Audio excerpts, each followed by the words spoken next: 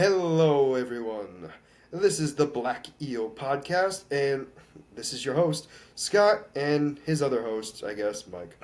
So today we have a Sure. jam-packed episode, as always. We are actually adding a little bit of a segment today, which is brandy new, but it'll be a short one. So how we're going to do this is we're going to start with Star Wars, as we always do. We're going to be talking about Rebels Season 4 and how that affected us emotionally. Then we're going to Cool. be moving on to Boys and the two teaser trailers for season 4. We will also be moving on to the Flash movie, for obvious reasons, when we get to DC. And then for Marvel, we're going to be talking about the teaser, the regular trailer for Craven the Hunter. And then we're going to be talking about the very first episode of Secret Invasion. And as always, we will end with a character spotlight from each of us. But let's get right into the meat of the sandwich here, and let's talk about Rebels. Ugh. Emotional roller coaster. Oh my god. So good. All right, so here's my thing. I knew Kanan was gonna die, Yep. right? So I think I was prepared for it from episode 1 of the season, and then it didn't happen, Mm. and then it continued not to happen, and then he shaved his head, and I went, "Oh no, it's happening." As soon as they got And to Lothal, I was like, okay, it's gonna be happening, and it kept getting it's pushed gotta back. be happening soon. Yeah. It kept getting pushed back, and I'm like, okay, this I is the thought it part where was he's soon. gonna die. I'm like, wait, no, no, no, no. He's not shaving his head yet. No, it's not happening. And then, like you said, as soon as it happened, I was like, oh god, I'm not prepared. Well, the other thing too was I was like, no, it's gotta happen this episode. Like it makes sense to happen this episode, and it didn't happen. I was like, when does it happen? I thought it happened earlier than this. So I think what we're gonna do is we're gonna do the same thing we did last season, and we're gonna talk about each individual character because I think we know the basics. Kanan dies. Um, Ezra comes up with a great plan to stop the Empire from taking Lothal. And that's the basics of what this season is about. There are many other factors involved, meaning like how they get to that point, but overall, those are like the major events in this. Hmm. Obviously, the big fight at the end, but I mean, overall, it's like it's ex- it shouldn't have been a surprise to anybody, right? And most people have already seen it, so I Yep. think the big one we need to talk. We're gonna save Ezra and Kanan for last for obvious reasons. The big one that I want to point out, and this is gonna be should be a quick one. I didn't remember that Kanan had a kid. I didn't remember either. I did not remember that. I literally said, "Who the hell is the green haired kid?" and didn't even put two and two together. Yep. Um, Well, when I saw so when I saw the kid, I was like, wait, when did Hera? Wait, Hera and Kanan had a kid, and it was like, yeah, there's no way. It was like, there's no way, there's no way. And then it was like, and he takes after his father. I'm like, when and did we they all know have how. Yeah, time? well, life finds a way. So, yeah, I think that's what threw me off the most, to be honest with you. I think, like, don't get me wrong, like, I wasn't mad about it or anything like that, obviously. But I mean, I think I just don't remember it as, like, watching it the first time that they had, like, I remembered everything else. Hmm. And maybe because it was, like, a happy, quick thing, that after that emotional wreck I was after watching that season the first time, that I didn't register that he had a kid. Or they had a kid, I should say. Yeah. Well, I mean, I agree with you. I mean, that's the only explanation because I no recollection of it. No. And No, and I'll I be honest, 100% even agree you with you. I didn't remember it until you reminded me of it just now. Yeah, it just seems so insignificant compared to everything else that goes on, and nothing against the kid. We don't know him. I also forgot how big of a time jump they did in that one episode. Yeah. Yeah, clearly the kid has grown up. Well, yeah, and then obviously, like, so we're going to be jumping around a little bit. So let's get right to Hera first. She obviously had a huge arc this time around because trying to decide the difference between the rebellion and her family was a big one for her. Yep. And family, not necessarily blood, obviously, but the family that she created on the Ghost, Hmm. and realizing that the war wasn't I don't like saying that the war wasn't important because that's not the way I wanted it phrased. But I think you have to pick and choose how you fight in the war, and she decided to fight with her family. Yeah. I mean, the big thing about it towards the end of the season, especially after Kanan died, they were building towards it of, when is this going to be enough? When are you going to have done enough for this war that now you can take time for yourself? And as it was in the beginning of the season, it was just really the beginning of the entire show. It was, the rebellion's the most important thing because we got to stop the Empire because people need our help. And then after Kanan died, it really sat in, Solidified. like she said. She said, I thought there'd be more time, and she didn't think that she thought that they were invincible. And Yeah, like one of the phrases too was, I think it had to do with Rex, or it was somebody. Somebody asked like, "Oh, do you think we're going to get out of this, or do you think he's going to get through it?" And she goes, "Normally I would say yes, but not after whatever." Like there was a hint of like what happened to Kanan, yep, and it really affected her more. Now, again, not to say it didn't affect anybody else, but I feel like it affected her more, and I think you're absolutely right. Was like in her mind, this war was going to be over, and then she was going to be able to start her life. mm-hmm, You know what I'm saying? yep, And she didn't, obviously, did not get that. yeah. Granted, in a way, she did because she has a kid, but I mean, she really didn't plan on it, It quite didn't go the way literally. she planned. Correct. Things things changed, and it just as nothing you can predict goes the way that you want. And I mean, she waited too long to be able. She even said it in the episode. Why did I wait so long to tell him? And Exactly. literally, the second she told him, it was over. I mean, he also was the one. It was when they uncaptured her. Uncaptured her? No, no, no. She told him she loved him when he knocked her out of the thing, right? The prison? She told him, yeah, it was as soon as they got onto the fuel depot when they got on the top. Yeah, but she was captured. Yeah, yeah, yeah. Yeah, all right. We're talking about the same thing. All right. No, no, He no. got That's her. He got her out of prison or whatever captivity, and they were going on top of the fuel depot, and they were waiting for the ghost to come in. And while waiting, she kind of like woke up from uh, the mind the Imperial probe, yes. and that's when she said that she loved him. And he was like, "Oh wow, Uh, that must be the truth serum," which I thought is kind of funny because it's like she's forced to tell the truth. she's yeah. So it's one of those things where it's like, yes, she might not have said it without it, but like it's in there for a reason. You know what I'm saying? Like, Yep. so that's always a tough one. But yeah, no, that was a big one. Sabine for me, she had, and I hate saying it this way, but she really didn't have a big part to play, in my opinion, Yeah. until the end Yeah. of this season. Yep.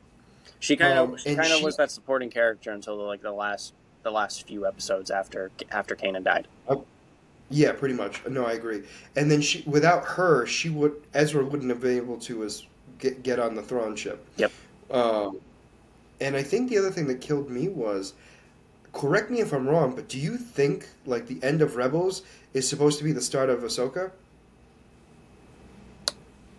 I mean, I know it's a tough thing to say, yeah. I but mean, you understand what I'm asking. obviously the Ahsoka is looking for Thrawn and looking for Ezra. We just don't know when Ahsoka is going to Went start. there first. Yeah. That's also true. I'm thinking the reason why I'm asking that is because the way they showed it in this episode makes me think that it was actually like the trailer for Ahsoka. You know what I'm saying? Like when we see Sabine. It's possible. I Yep. mean, don't get me Because wrong. I'm not the denying only it. It's just we don't have enough information yet. no, I agree. But the only difference was the hair, not color, but the length. Mm-hmm. Yep. Because in the trailer she had super long hair, and then in the show she had shaved it almost. Yep. I'm leaning towards no, only because uh, it seems they're making it seem like it's years later. One, because of the hair, and two, when I mean, it could be that. I mean, because when we see Ahsoka and Sabine in the trailer for Ahsoka, she says it's been a while since I've seen you, and that could be the end of Rebels. But again, the hair length doesn't really add up. Uh, No, but if that's the only thing that's different, I'm not gonna. You know what I'm saying? I'm not gonna be mad about it. it's just one of those things too, where like you don't even like I said, you don't know where the timeline is going to be taking place. Like, is this going to Correct. be like is this in the Book of Boba Fett kind of thing, where it's like in the middle over there, or Mandalorian, Correct. or like is this before all of that? Like, No, and you're absolutely correct. I mean, that's another big thing too, and one of the other things too is the scene where she sees her again, right? That doesn't mean like it adds like it links up correctly. You know what I'm saying? yeah. Like they, and that's a whole nother thing too. But Don't yeah, don't no, I think don't forget too that in Rebels, by the time Rebels ended, um, Episode 4 hasn't even taken place yet. Like during, well, no, that's incorrect. like in the end of Rebels, Oh, yes, okay. because it time Yeah, all right. jumps to the Sorry. very end. Before the time jump, it's before. Yeah, it's before episode 4 starts. Yes, I did know that. So everything in the middle, we don't know what takes place with Ezra and all whatever everyone else is doing. So like, they could be building up in that, like Ahsoka could be starting like in the middle of that. You know what I mean? We could be seeing what they're doing between the last episode of. Is is Ezra the same age as Luke Skywalker? He could be, yeah, Because he was around Leia's age when she came around. I think she. They might. If here's the thing, if Luke is older, it's not by much. yeah. I agree. Yeah, or vice versa. If Ezra's Yes, older, yes, yes, yes. No, agreed. yeah, They're close in age at the very yeah. least. That's a weird thought. Mm-hmm. Oh, yeah, I don't know how I feel. Like, not that I hate it, but I'm like, I don't know how I feel about that. Uh, ooh. All right, so, and Zeb didn't really have a big part either. He was kind of just there. I he mean, he took did out have like he took out Rook. no, I know, like that was his big thing, but that wasn't until literally the final episode. Yeah. Other than that, he kind of was just there. Agreed. Um, oh, Chopper again. He was just kind of there. Um, for me though, I didn't realize Hondo was in this season as much as he was. I forgot he was at the end of the episode. As I was watching it, like I remembered the scenes coming back, but like before that, I No, forgot I he was agreed. part of it. So here's the thing: as watching it, I was like, "Oh yeah, that's right," and like we actually see a side of him that really makes me think not so much that he's giving up being a pirate because obviously he's not going to, He can't. but I think one of the biggest no, I know, but I think one of the biggest things that threw me off was when he actually said I would do anything for that boy. I actually believed him, Yeah. and it's very rare that he says something and I actually believe him just because of who he is, Mm-hmm. right? And I think this was the first time ever, to my knowledge, even Clone Wars and all, that he said something and genuinely meant it, Yeah, like fully. I agree. That last And episode just was him like really getting personal, and like even though like he's a pirate and he's meant to be a comedy act, like it was touching. Like with just anything for Ezra, and then just even like his partner, which I always forget his name, the pig guy, Belch, huh? Belch. Belch. Yes, yes. Um, wow. I don't know how I came up with that. And said it correctly. I want to make that clear. I know you do 2 for 2 for you. Wow. I'm scared. Go I'm get a actually lottery very ticket. terrified. I I might need to see a doctor. um, Um, yeah, no, like even him, like when he thought Belch died, and getting emotional And with then it, and I thought it was and then the moment he sees him breathing, he's like, should be glad that he's alive uh under huh my. like it was touching, and like it brought you back the comedy act, but it was you saw the side of him But then. yeah, yeah, I think, and the other time too was like when he got shot originally, Hmm. and he was like, "No, you're not a hero. Stop being one. You're a pirate. Oh What are yeah, you doing?" And I think that got me a little bit too because yes, it was funny, but like it also like hit home. You know what I mean? Like it was just everything, like literally everything. Like the fact of going back to Lothal was his idea, meaning like we're gonna hide behind the transport ship, hmm and they're like, "This is crazy," and he's like, "Pirate," yeah. and then I think one of my favorite lines though from him was when they asked him like, "How many times have you done this?" "I've done this a million times." "How many times you crash?" "I only crash like what? I've done this a lot of times." Yeah. You Yep. know what I'm saying? And I think that gets me because it was so crazy, but it had to work. Meaning, like, if honestly, if there was any other pilot, it wouldn't have worked. Yeah. Because Hera is the best pilot. Hmm. You know what I'm saying? And I think that was a big thing too. Well, it's even Um, still, like, I mean, it's just matter of luck. Like, if you're in the right spot when the ship oh comes yeah. out of hyperspace, I mean, if the ship comes out a little bit farther, boop. If it comes out too short, then He, well, the other thing too is like you have an idea of where it's going to be, hmm. and she would know the rough estimate, like Okay, yeah, I see what you mean now. calculation Yeah. wise. And again, I'm not stating that Hondo's an idiot, but he's an idiot. And I mean, he is. I'm Yep. sorry. He is a smart idiot, and I know that sounds really weird to say, but like he is. Like he's much more a people like he's street smarts, first off. Oh yeah. He's definitely not book smart. And that should never be an argument anyway. But like he takes a lot of risks. Oh yeah. And because of that takes a lot of rewards when it works out in his favor. I also was surprised he stayed with it like all season, like no talking about treasure except for like when they first got to Lothal. At the end too, when he was like, "Oh, now that the mission is successful, let's talk about our payments," and going with that. But it wasn't really like a really serious kind of. His usual, yeah, it wasn't his usual. Yeah. And I think the other thing too was, so yeah, he honestly, all joking aside, like if we didn't, and I know it's gonna sound stupid when I say this, but like if it, like you take away Ezra and Kanan, it was actually Hondo's season. No, but seriously, think about that. He's third out of all the characters. He's really third Yeah, he did play a little bit more for role. this season. I'm just talking about for this season. Yeah, obviously, yeah. I mean, for the entire show, no. No, gosh, no, no, no, no, no. He had much bigger part than I remembered. Yeah, In this season, I mean. yeah, no, I Like in the others, I remembered all the other stuff, but I mean, this season was like, oh, he's actually in it a lot. yeah. We had Um, Vizago, who was a little bit more prominent as well than I remember as well, which was yes. cool, and it showed him becoming more, his character changing as well, being from the smuggler to, trying to stand up for everyone. Obviously, the Empire's encroaching on his business as well. So, but That's the other thing too. Like, I'm wondering, I'm curious, and this is going to be a future thought for later, but I'm curious at what happened to the Thal after. So, like, meaning, like, we kind of got a brief overview of everything, but, like, character wise, like, how did each character go? And I'm talking about, like, the side characters. Like, is Hondo back being a pirate somewhere? Or is he always sticking around the Thal waiting for Ezra?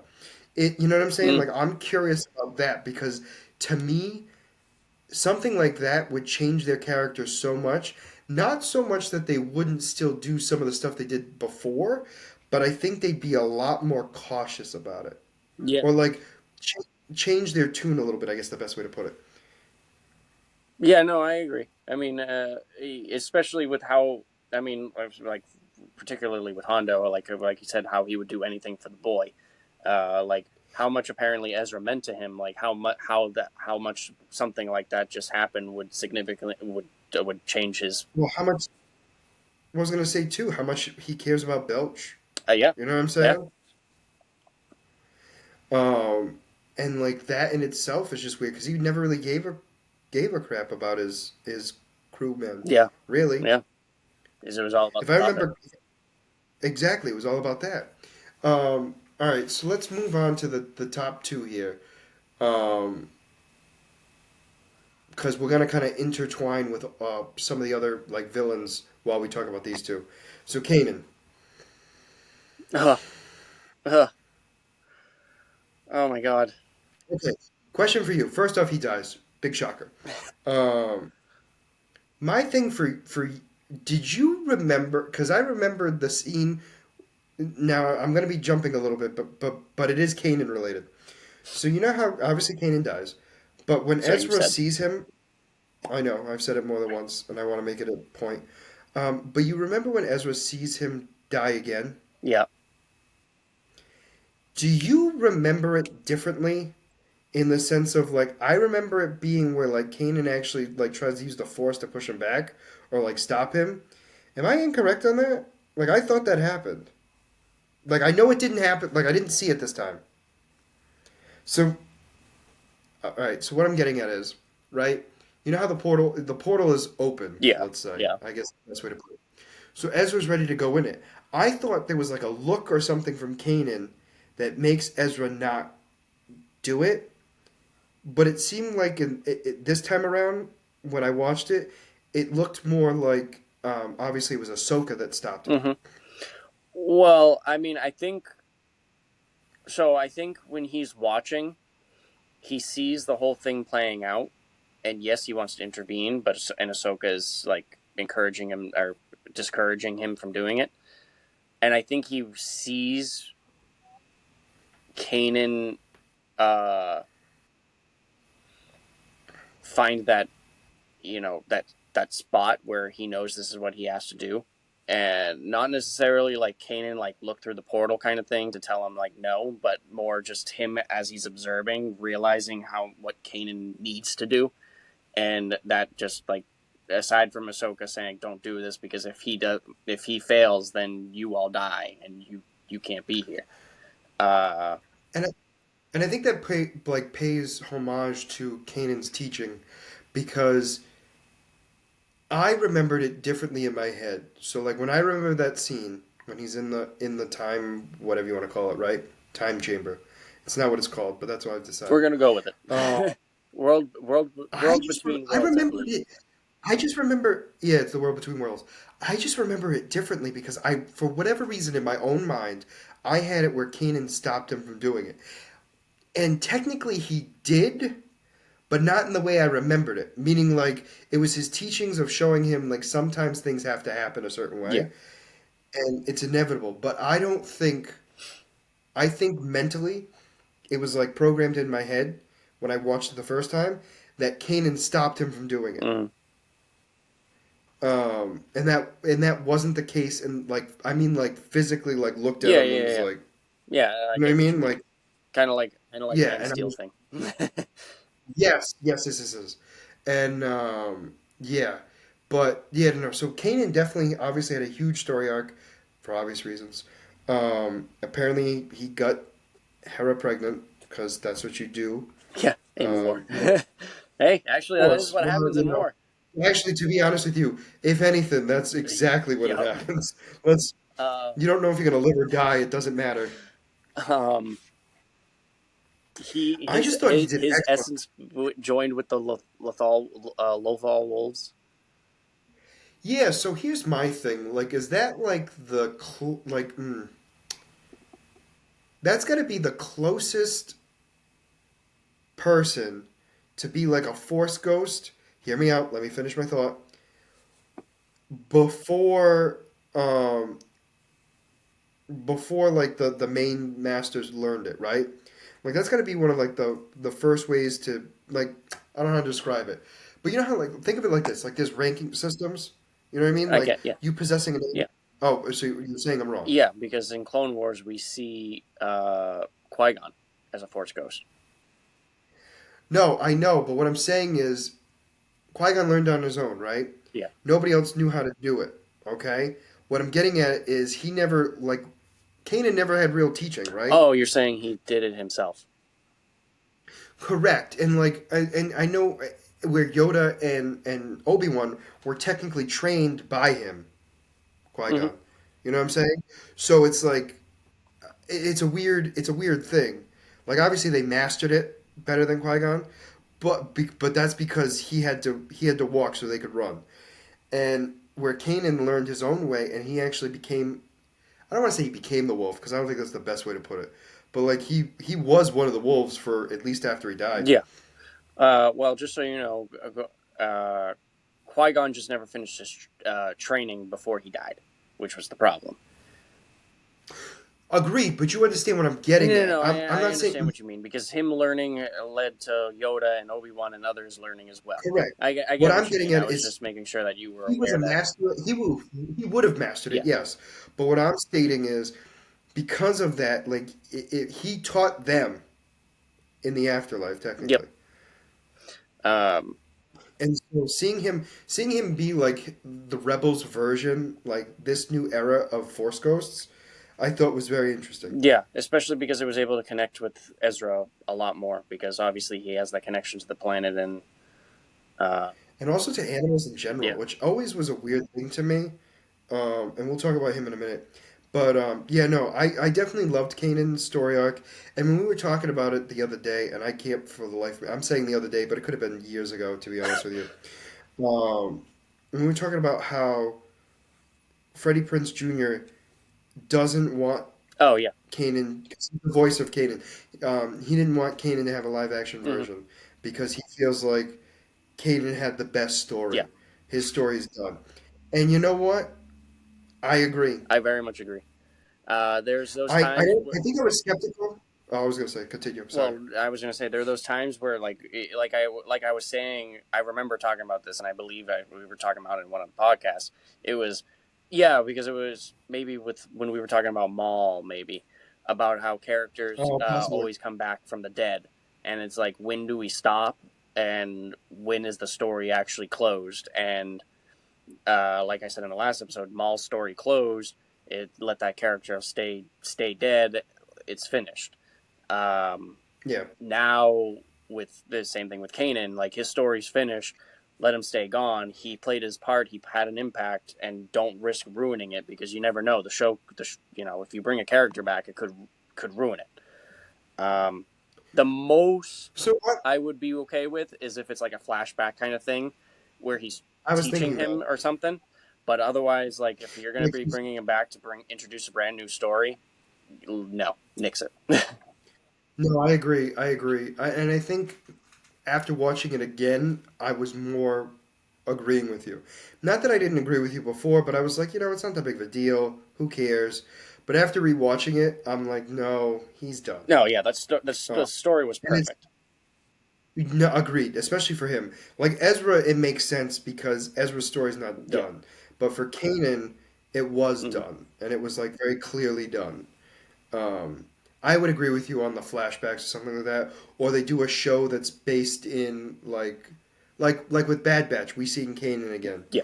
but it's not. But it's Kanan before um, Rebels. You know what I mean? So it's like it doesn't ruin anything. Yeah. I mean, Um, it's risky because it depends on the characters really. You don't want to do too much like origin stories kind of stuff. No, I agree Uh, with you, but you understand what I'm saying. But like he could be a live action if they had something in that yeah, I mean it time could, period. but it is one of those things where if they could, should they? All right, that's fair. I think if anything, it would be just like they did with Bad Patch, that we would see him and that'd be it. Yeah, You know what I'm yeah. saying? They actually, Like same thing like we did with Hera. they actually did a. They wrote a book. There's a book of the introduction between Hera and Kanan and how they started out together. Um, No, they weren't making babies no, yet. no, they were not. They were. Kanan was a player, and he was trying really hard to get in Ahsoka's pants. Not Ahsoka's. Hera's pants, and Hera was just having none of it. So Oh, apparently it apparently, took. by He the played end the of it, role. she was having all for it. So She had a kid. It was the Force. You want to have my child. yeah. Um.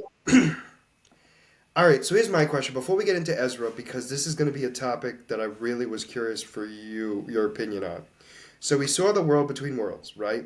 That still Mm-hmm. exists.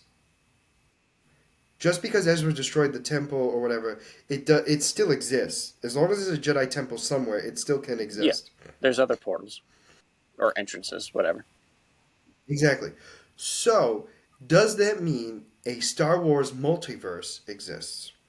So apparently,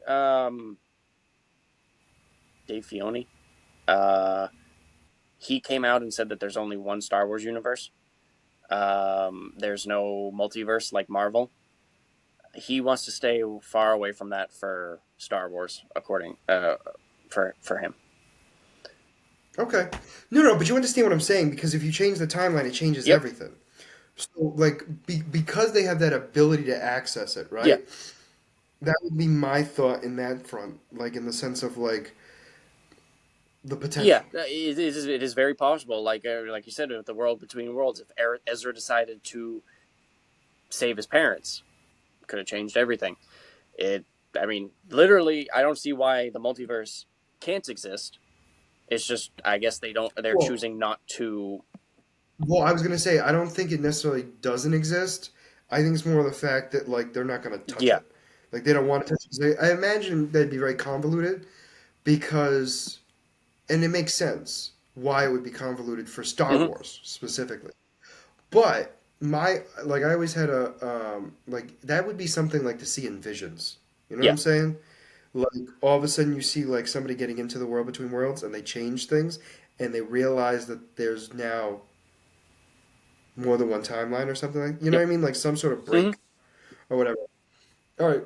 So enough of that. I was just curious on your thought process on that because in my mind, because of that episode, that proved that there was a possibility of a Yeah. multiverse. Personally, I think it would be Um, really cool to see a Star Wars multiverse. Doesn't necessarily need to be like super and yeah, super in depth, but just like you said, what if episodes.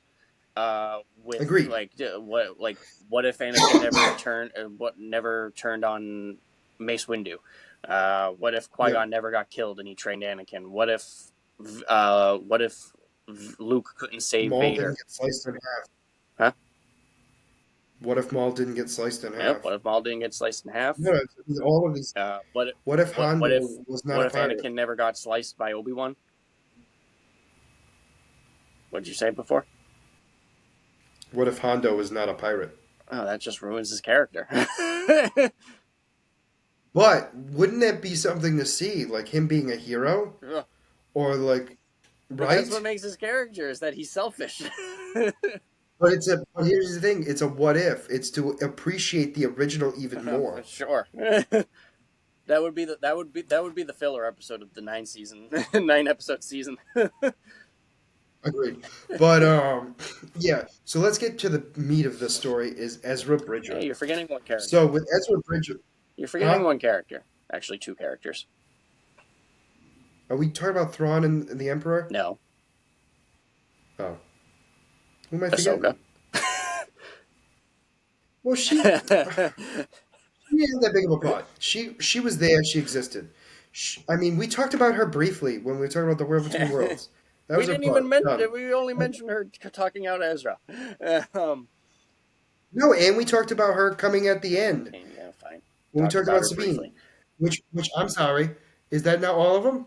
All of her scenes Yeah, for this yeah, it season? is. All right, Oh, we also talked about Callus. We didn't talk about Callus, which he played a minor role. I didn't care. Yeah, We also didn't talk about what's his name, the old mayor. yeah. I actually So forgot that he that they played out that I really thought he actually yeah, betrayed them. I remember him betraying them, but I didn't realize it was part of the yeah. act. Um, yeah, that and the other thing too was the clones. I didn't realize Rex lived.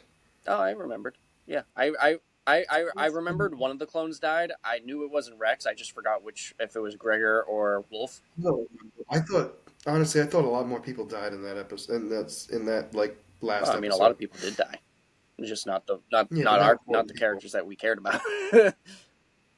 not the important people. So when we talk about this, we're going to be talking about Ezra. And this brings up, we're going to be also at the same time, just for you, Mike, to understand, we're going to be talking about Lord Sidious, or Darth Sidious, sorry, Emperor Palpatine, and we'll be talking about Grand Admiral Thrawn. So the What reason about why we're going Governor to be Price? talking with Ezra, who cares? She was eaten by a wolf, wasn't she? It was good She got enough. blown up by I the know ship. she actually wasn't. No, I like the idea of her being eaten by a wolf. So anyway, she was eaten by a wolf. You can circa Scott Brusso, 9:39 on 6:24. Write that Okay. down. I've decided. So anyway, the big thing for me was the Ezra's growth in this season alone was, in my opinion, the Oh biggest. yeah. And after watching season three, I didn't think he could grow that much more. And then this season was like, I killed your mentor, and now you got to be like a leader on your Mm-hmm. own. So like, figure it out. And it was incredible. First off, he had to face two of the big bads of all time. One of which twice. Once in the World Between Worlds, which was terrifying enough, and then again when he was trying to trick Yep. him. And um, like that, like stopping the manipulation of Emperor Palpatine, in my opinion, was like the incredible strength that Ezra has. Yep. It shows his strength. It shows how much respect he has for Kanan because he knew he wanted Yep. to save his parents, but he knew that if he did that, Kanan's sacrifice would have been for nothing. And that was the big thing. And I think too, like, again, Palpatine is a master manipulator, but I also think he uses the Force to do so. So nonchalantly compared to other Force users, in my Mm-hmm. personal opinion. Like he's not sitting there going like Yeah. this, Yeah. Yeah. right? And I think he was manipulating Ezra. Now, granted, I know what you're saying. Like, oh, obviously he showed a pic, like he showed his parents. Yeah, but I think he was also trying to get in his head force-wise too, Possibly. um, and it didn't He work. knew he knew that Um, Ezra was a threat to him, so he had to try to figure out a way to get him out of the picture, and clearly correct. it failed. Agreed. Um, Agreed. but uh, that's why Palpatine was just so dangerous. Like he was one of the he is one of the most powerful Force users, but it, he just didn't rely on raw strength. He relied on his mental Manipulation. manipulation, and he manipulated 10,000 Jedi Knights at the peak of their strength, and it just He manipulated an entire yeah. galaxy. Well, I I mean, mean the let's like galaxy really. just don't get me wrong, impressive, but I mean like That was more political. I do get that, political, but and you it wasn't understand what really you. manipulate like he manipulated other Force users is what I was trying to get at. Like That's no, and I agree with you. That's definitely a bigger yeah. feat than it is to, and I agree with that. But like in the grand scheme of things, like he was Mm-hmm. widespread. Like, and I think that's, and again, I'm not saying you're diminishing that. I'm just saying like that needs to be like mentioned because that is an incredible. Like he is, in my opinion, the greatest um, Mm-hmm. villain, and I I really hope they give him like some justice because the sequel series really messed that Yeah. up with him, in my opinion. But I'm hoping we see something different or help to fix that issue. You know what I mean of his character because he was the big bad and still really is, obviously. But that was a big thing for me. But also Thrawn, like seeing Thrawn being second fiddle, right? Now, really third fiddle when you think about it because of what's his name? The guy, so it goes Emperor Palpatine. Then it's that weird guy with the big head. I say big head, but he just looked big. He was like he's Palpatine's second in command. Who the heck is he? He's a human. Moff Gideon? No, Grand Moff Tarkin. No, not Moff Gideon. Thank Oh, you. and then it's Thrawn and Vader. Oh You yeah, know what I yeah, mean? yeah, Like you yeah. told me the hierarchy. Well, they're So they're like, technically all on level playing field. but you understand what Well, I'm I getting think at though. Thrawn is Like one step seeing, below, but yeah. so like seeing Thrawn not be like the boss, as weird as it sounds, and seeing Palpatine like being the master was definitely weird to Mm, me, because of how incredible Thrawn yeah, is. I mean, it makes sense to me because I've gotten more in depth from the books. So, I know, and I'm apparently going to be forced yep. to. So the big thing for me was he didn't really have a big story arc, in my opinion. I thought Palpatine had a bigger arc or bigger impact on the story than Thrawn did in this season. I disagree with that because it still was about Thrawn. It's still majority of the season. Thrawn was in control of what's going on the planet. Like he gave Price orders, he gave all the soldiers orders. They were only whenever he wasn't around is when the plans fell apart because he wasn't able to adjust on the That's true. fly. Uh, I agree that Palpatine had the bigger role towards the end because of the fact that that was like Maybe that's Thrawn what was I get. trying to use him as as another pawn to like break Ezra. Whether that was Thrawn's idea or Palpatine's idea, obviously we don't know. But Correct. That is also true. I'm under the impression it was yeah, but at the Palpatine's. same time, don't forget But it's also. I mean, I understand where you're coming from because Thrawn's such a great villain that you also have to remember that Thrawn serves Palpatine. So that's exactly right. And I think one of the big things for me is I forget mhm. that. Not so much like, oh, he works for the Empire. Yeah, I do get that piece. And obviously, who runs the Empire? None other than the Emperor. But I think for me, it's just the fact that we've seen him so much be the Mhm. boss that him not being the boss for a minute, like, really was like a step back for a second. It's like, ooh. And it wasn't for a long period of time. And you're right. I think I just took like, because those last few episodes, man, were just, I mean, the biggest impact. Oh Let's my be god. honest. And because of that, I think of it as the whole season, even though obviously it was only like 3 or 4 episodes or 5 episodes of It the season, started like that. right? That like sequence started at episode like 10. Yeah, but there was only five No, episodes I left. know, but That's it my was point I'm like making. it's like so when it But it was happened when the season was going through, I was so I'm sitting there. I'm like, okay, because I didn't really pay attention to how many episodes there were. So I'm like, I was expecting it to be like another 20 episodes, like the past 3 seasons. So oh like no as no soon as no, season 10 hit and it started going towards like the fall thing, episode 10. I was like, okay, Kanan's dying. He's gonna be dying very soon. How are they? I don't remember all this filler episode to extend it another 5 episodes to get to 20 episodes and build it up. And then it was like it got to the end. I was like, oh boy, we're really picking up. We're just going straight into it. Oh boy. I think for me was I actually thought it was shorter. Oh, So like I thought it was half the season. So I thought it was only 11 episodes. So when I got to episode 10, I was like, Kanan's supposed to be dead. There's only one episode left. Like they didn't do all of that in one episode. There's no way. It's impossible. Then I realized. Then I looked it up. Well, I looked it up. I looked to see like how many episodes do I have left, and it was 15. I was like, because I for some reason for the first and second season, I mean the first and the last season. Sorry, I knew they were not full seasons, like comparative to season yeah. 2 and 3. But I thought it was half it, like not slightly more than Hmm. half. I didn't realize it was 15 until I watched it. Yeah, we're also just used to the program now being anywhere between like 6 to 10 episodes kind of thing with what they're doing with Disney Plus right now. That's also So, true. It is also true. But yeah, I mean, overall, I mean, I liked it. I oh loved my it. god, I loved that rewatching it. episode was is I don't regret no it at all. Not even a little. this show. It made me reappreciate how good this show actually was.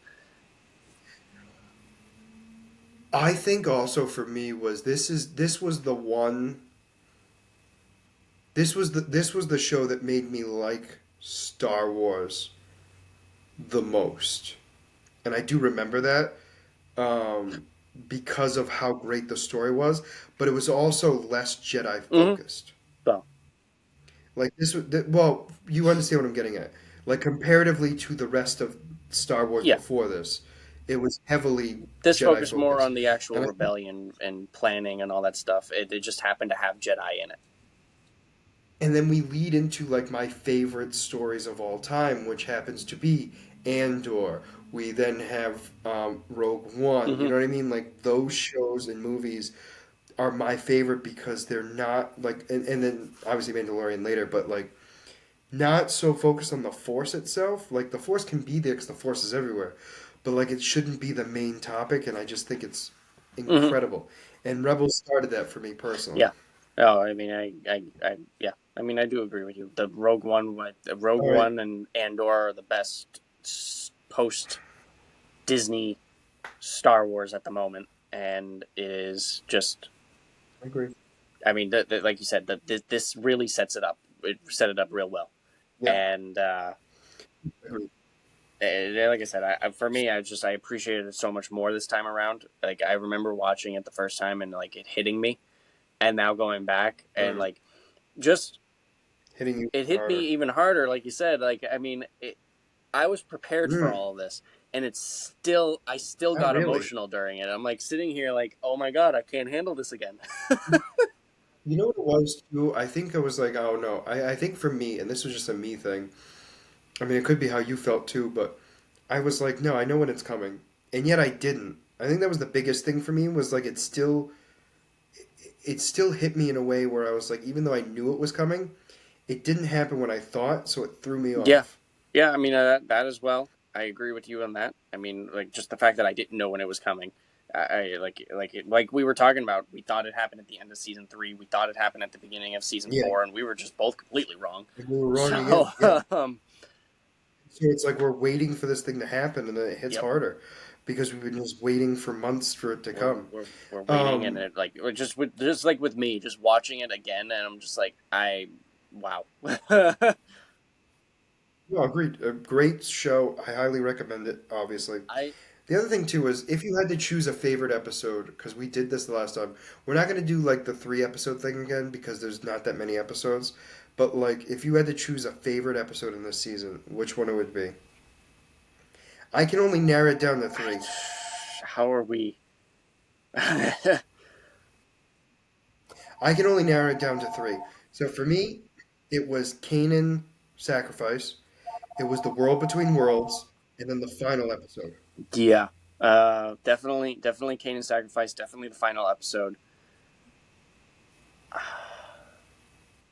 I I thought the think I world between really have worlds. to go with honestly the World Between Worlds episode was phenomenal, but I think I have to go with the episode right after Kanan died, where it was the team coping with it and seeing Okay. everyone find their way past it, and also even though Kanan was gone, he still helped He was still them there. tell them what they needed to do next. Like Ezra finding the tab for the temple, Hera moving past him and including him in her family, even though he technically didn't ever officially become a part of it. Sabine, I forget what Sabine did, but she did something. um, but I like that, and then also seeing Chopper being an emotional buddy to Hera.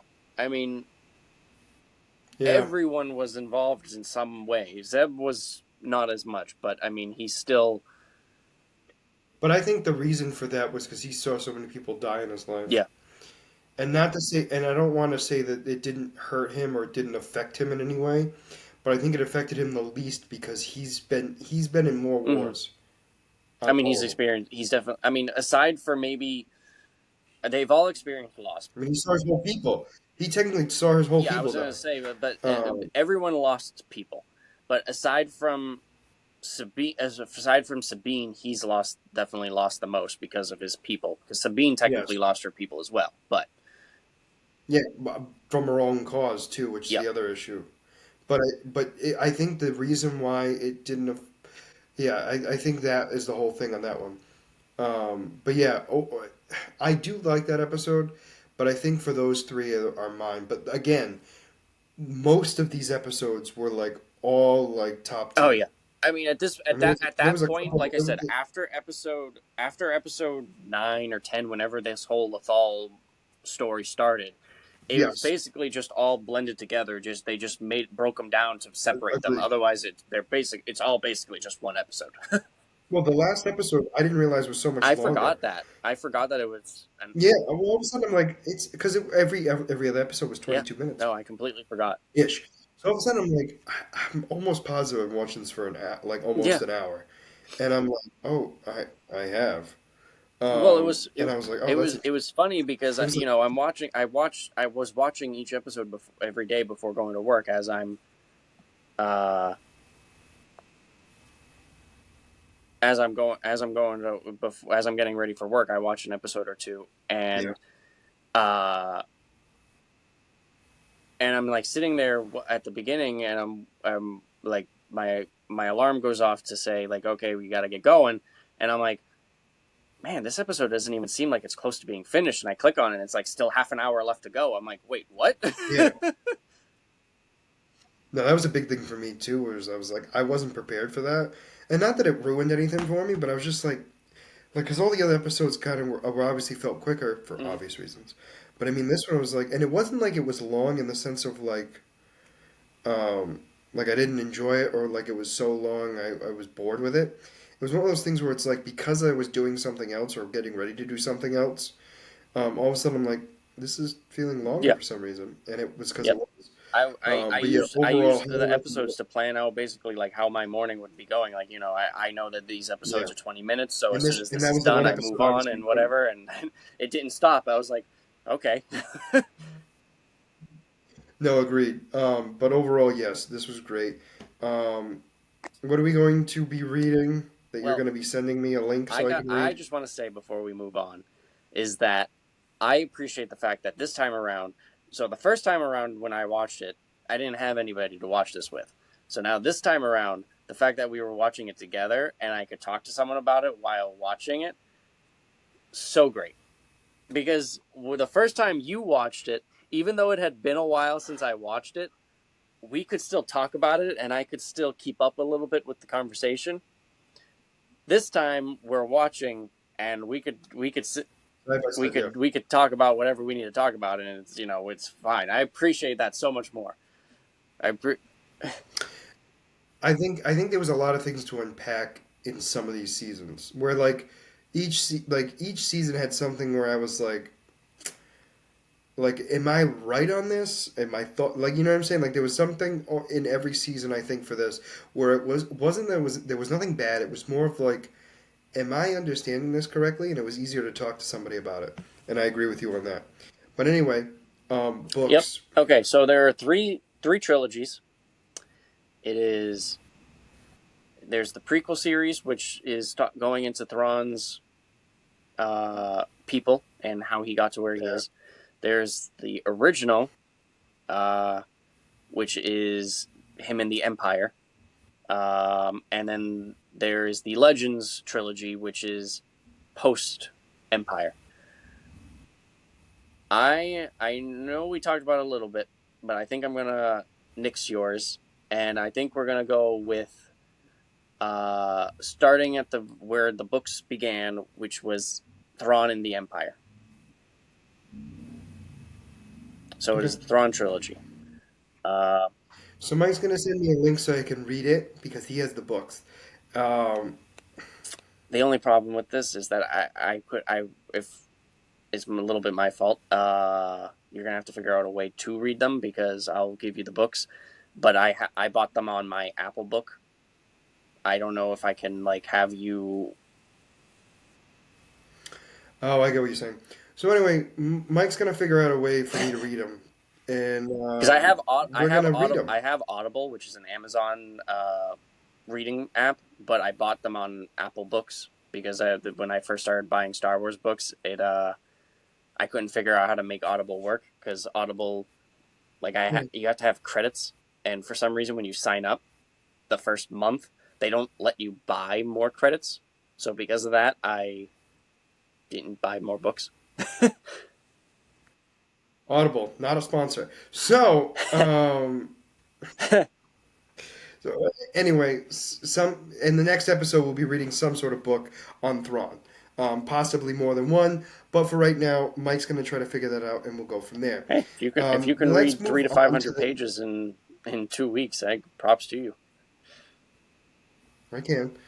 You'd be impressed by what I could do Okay, actually, let me rephrase that: 300 to 500 pages per book. So it's 3 books. I don't know. in a week. Two each for each episode. I got this. I And you're gonna have to reread them too. So get to it. That's fine. Um, They'll be done in a day. I believe that actually because he's gonna be listening to it. But anyway, um, let us move on because even though this was a big Star Wars thing, let's move on to the next section, the boys. So we talked about this a little bit before the video started because we wanted to be in the same headspace. So there were two teaser trailers. Am I Yep, correct on two this? teaser trailers. So which one was the first one technically? Was it the Homelander one or was it So the Ashley? first one that I saw was the Homelander one.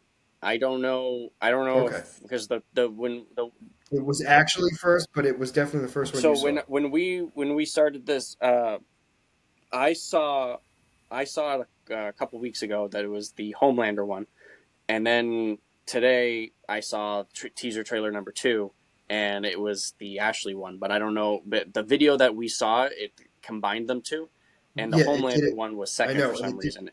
was second. So makes me kind of Correct. question about which one was actually which.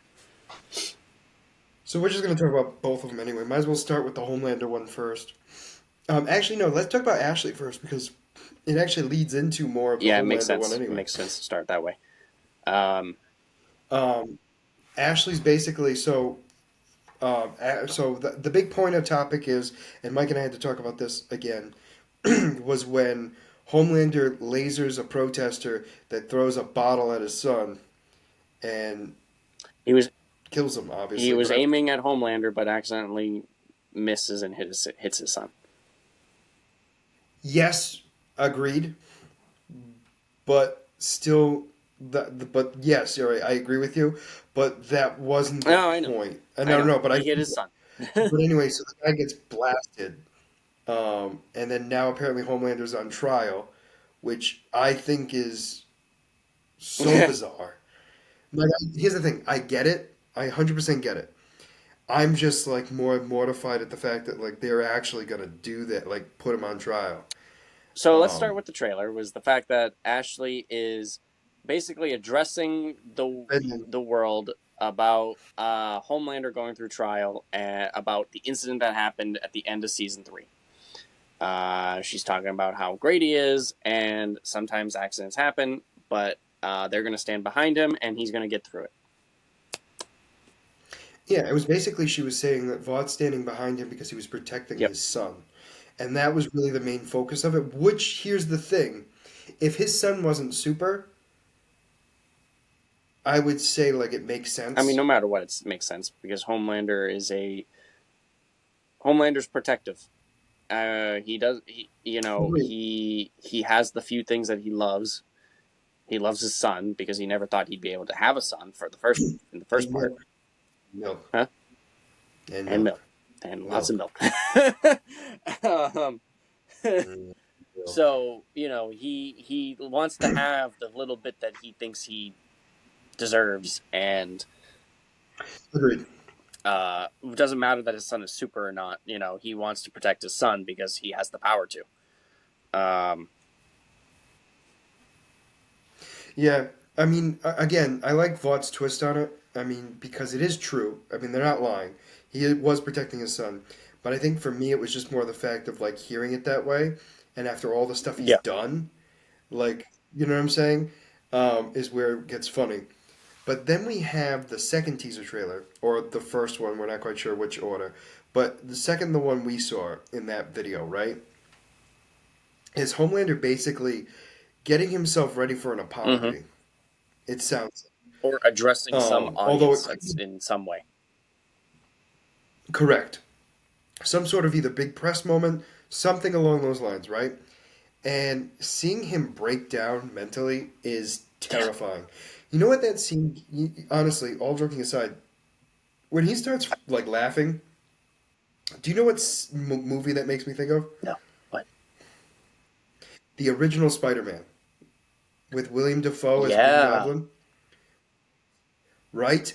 First thing that came to my head was that because at first I'm like, oh, he's just talking with himself, basically like mentally just getting himself prepared for whatever speech Hmm. he's getting at, and he's getting emotional in the sense of like just trying to get the words out. But then when it starts to split in the sense of like the man in the mirror is saying much worse things than the man outside, um, that was definitely a Green Goblin moment in my opinion. Now, granted, very different for obvious reasons, but it had to have like paid homage to that in some sort of way, because honestly, I am more terrified of Homelander in this season than I will be in any other season. Yeah. I No, think, I agree. I agree. I mean, that's just setting up to like the mental instability that he has.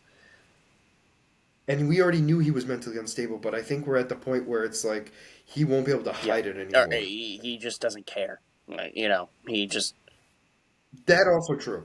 But I think, here's the thing. I don't necessarily think it's not he doesn't care. I think it's for the sheer fact that he just can't do it anymore. Like, he can't mentally he's control tired himself of anymore. controlling himself, and now the fact that Agreed. my thing about him not caring is because of the fact that in season 3 he was able to get away with so much of these terrible things that now that's sitting in his head that uh Hmm. no one's going to stop me from doing whatever I want to. He wants people to love him, but I Yeah. mean there were some things in season 3, I don't In remember all his the way. details, but like there were some things that were like should have. They loved him. Well, they loved him more because he was being more Yeah. authentic. You know what I mean? And I think that was the big thing too. Was like, granted, he lost a lot of audience members, but his main core, like his Hmm. core audience, Yeah. grew. And and so like that's where he focused on, and I think that's where he's gonna stick with. Especially too like at the I mean, end of the obviously, season when like he lasered the protester and they they cheered cheered. and you just If see I remember correctly, you they just cheered. see the smile like change where it's like he's like he lasered, he's like, oh, I shouldn't have done that, Like he realizes, and then oh he starts yeah, getting applause and he's like, I like this.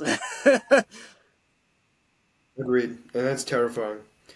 I'm looking forward to it. I'm also looking forward to the spin-off, or Yeah. the college age one. But we haven't heard anything about that No. whatsoever. It's starting to look like season 4 is going to come out before that because originally it wasn't supposed to be that way. The way they Yeah, made it seem. I don't remember when it's supposed to be coming out, but I mean, I don't even know when season 4 is coming out. I just know we're getting we got the teaser. No, but I mean, normally you would see like a teaser Oh yeah, trailer for. I mean, although we did though, technically, we did see yeah, a we teaser saw it a trailer while ago, for. but I haven't really heard anything much Yeah, about it after. yeah. After that, but anyway, so we're excited to talk about the boys when that comes out and its spin-off series. But for right now, that's all we're going to be adding to that. And let us move on to what I think is going to be the biggest topic of all, is You said talking you about said that last DC's. week, and Star Wars Rebels seems to be the one that is the biggest topic these these last 2 weeks. We're going to talk about the Flash now, and so spoilers ahead if you haven't figured it out already. Um,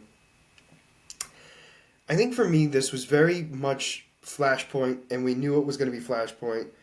I mean, shouldn't have been a shock to anybody. I think for me, the biggest or the weirdest thing for me was um, how the multiverse works, or the way it made it seem it works in this movie. Hear me out on this, and bear with me. Based on how this movie showed it, that the multiverse is surrounded by a specific Hmm. Flash. So like each Flash is not necessarily in charge of, because I don't like saying it that way, but is like responsible for the Yep. timeline. Um, and so each one of those worlds or bubbles we saw at the end was ruled by, well, not again, not ruled, but there was a Flash in each of Yeah. those universes. So if you remember, Uh, which I don't blame you if you don't, because my Flash coverage was very very poor. Um, I said when the thing started that in the DC universe, the multiverse starts with Flashpoint. no, I agree. No, no, you're absolutely right, and you did say that. But I think for me was it. It's different saying it than it is visually seeing it. So visually seeing and how they portrayed it was Flash is the center of each Mm-hmm. universe, right? And again, you understand what I'm getting by that because the Flashes are the only ones that can actually time travel. Mm-hmm. Well, the thing is that like But then, most iterations, or a lot of modern iterations, because the Flash character changes, but yeah, in a lot of iterations, Barry Allen the Flash is the first speedster, and he creates the Flash, the Speed Force, and thus creates the multiverse once he tries to save his mother. Um, which yes, is okay, weird because we have flashes from the past already. But again, yeah, because I know. it, It's a but weird it's thing. funny. It makes sense though, especially because they actually explained it in the movie, with the whole changing the timeline thing. Yes, yeah. So they do the whole thing of like all of them existed anyway, but it's like a Bowl of spaghetti. bowl of cooked spaghetti, which is so weird. Like I think for me, like that particular scene was like it actually made sense, and I know and again I know it sounds so stupid saying it that way because it's like obviously it was meant to make sense, but I mean like it was dumbed down to a point where like anybody could Yeah, understand it. yeah. I was just like, oh, I actually get it. Like they found the simplest way to explain it, and it worked. And I think Batman is the best way to Yeah, show it. a hippie Batman. Yeah, I also I don't know what I was expecting with that Batman, but man, we first saw um I was dying. Michael Keaton's Batman again. I was like flip flops. I honestly, so all joking aside, I was like, I is thought it that was Alfred Alfred? too at first, and then And then once we see him do all the physical stuff, I was like, Bruce Wayne? That's no way. That's Michael Keaton. Like we saw him in the trailer. He yep. didn't have long hair, and all of a sudden we see him. I'm like, oh, depressed Batman. Um, but it makes sense because Alfred in that universe is actually really dead in real life, the actor. Oh yeah, yeah. Well, Because remember, so I'm not disagreeing with you with obviously with the actor being dead, but we don't. but the character it wasn't. The character The didn't character need to didn't be need to be dead dead, but my necessarily. point was my point was we don't know if that's actually the same universe from Tim Burton's Batman. Valid, Um, valid. No, no, you're absolutely correct. Here's the thing, like he said, there are many universes that like kind of go together and they like look yep. very similar, and you're absolutely correct. But you understand what Yeah. I'm getting at. I think it made a lot more sense because they wanted to Yeah. allude to that for Yep. obvious reasons. And I think I don't know if we know this for a fact, but I think they used the well, I mean, they definitely used the old set for the Batcave Mm-hmm. for sure. But I think for Wayne Manor, I think it was from the movie, like his two movies. Oh, okay. I mean, it's, Do not quote, first off, do not quote me on that, but it looks mhm. so similar that I I think it mean, was it. personally, I think it's this. The I Batcave for personally, sure. I think it's the same universe. You know, it's the Tim Burton universe. I'm just saying we don't. You know, we don't actually know No, unless agreed, they come out agreed. and Because this actually say Batman it. is so There's much no. older. It's just speculation. Speculation, absolutely. I mean, weirdest part of this whole thing was I thought actually the purple guy that we saw, the purple speedster, that first knocked Barry Allen out of the Time Force bubble. I actually thought that was Reverse A lot Flash of people thought that. originally. A lot of people were thinking that. Did you yourself think No, that as well? I thought it was black. I thought it was Black Flash Okay. from the beginning. And is that technically who Yes. it was? Okay. Well, he was purple, so wrong. Um, But no, so like it was so you I know the Black Flash enough to know that it was an older version of Barry that kept trying to change what was going to happen, which was verbatim what this character was. Although what threw me off was the dust Yeah, on him, the debris. like really like the debris and like all like the spikes and everything else from all the times Yep, he was all stabbed. the times he failed. Yeah, he literally wore his failures Yep. on his body, um, which is awful. Overall, I thought so, and this is just a me thing, and I think I should have known because it's the Flash paradox. But I thought like Zod, Michael Keaton, and Supergirl were gonna have a bigger part in the movie, and like they did have a big part, but meaning like for like the story, like they literally were just meant to keep down. Yeah, Well, not Zod, but Supergirl and Batman the were other meant to two. prove a point that there were some things that just can't be changed. And in that universe was meant to be Yeah, destroyed because at that particular moment, and I don't even think it was the universe; it was the planet the was supposed to planet. be Yeah, yeah, destroyed at yeah. this point because yeah, and I think that was a big thing. Yes, and then what else? I think for me, where I get the nostalgia was obviously when we first see Michael Keaton's Batman, but then we see every Mm-hmm. Superman, and we see Adam Mm-hmm. West Batman. And we You see know what I mean? And one then of we the see the original old Flashes. Flash.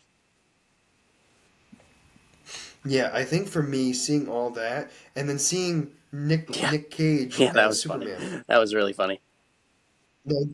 And I told you why that was so significant was because that was a movie that was supposed to be made, but Yep. it was nixed.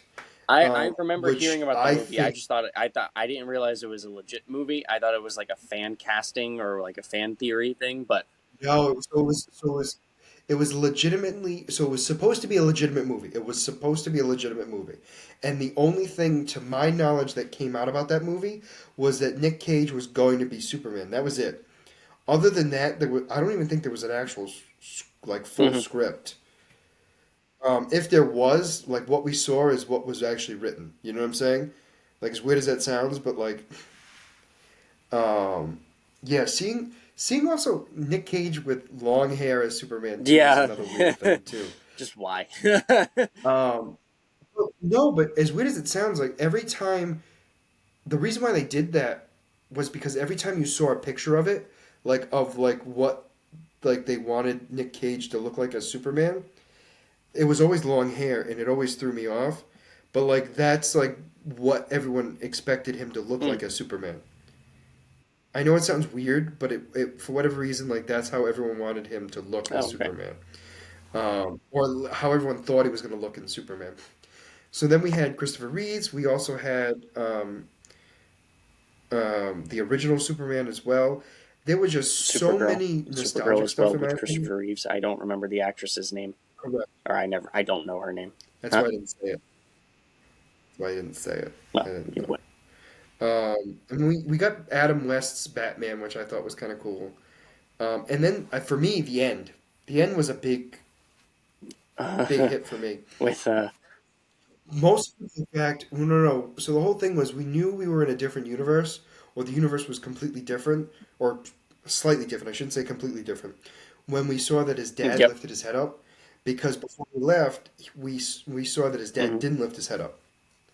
And so the fact that his dad lifted his head up, I was like, oh, what's going to be so different? And then when we heard on the phone, I thought, when it said Bruce Wayne on it, and the person was talking, I thought it was Michael Keaton again, personally. But I thought it didn't sound right, but it was also on the phone, so you don't really hear Yep. people well on the phone. And then when we see, man, we see George Clooney. I was like, and Barry Allen says like what everyone in the world is thinking, like Yep. who the f are you?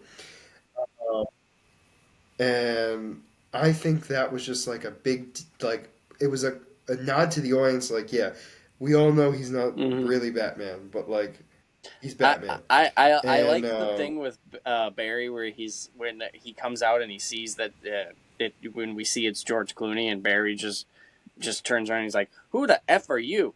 And he's just like, "Wait, wait, wait. Yeah, I know, you're Batman." And he just like bro. You don't say my business out loud. Like I paid a lot of money to make sure nobody knows I'm Yep. I'm Batman.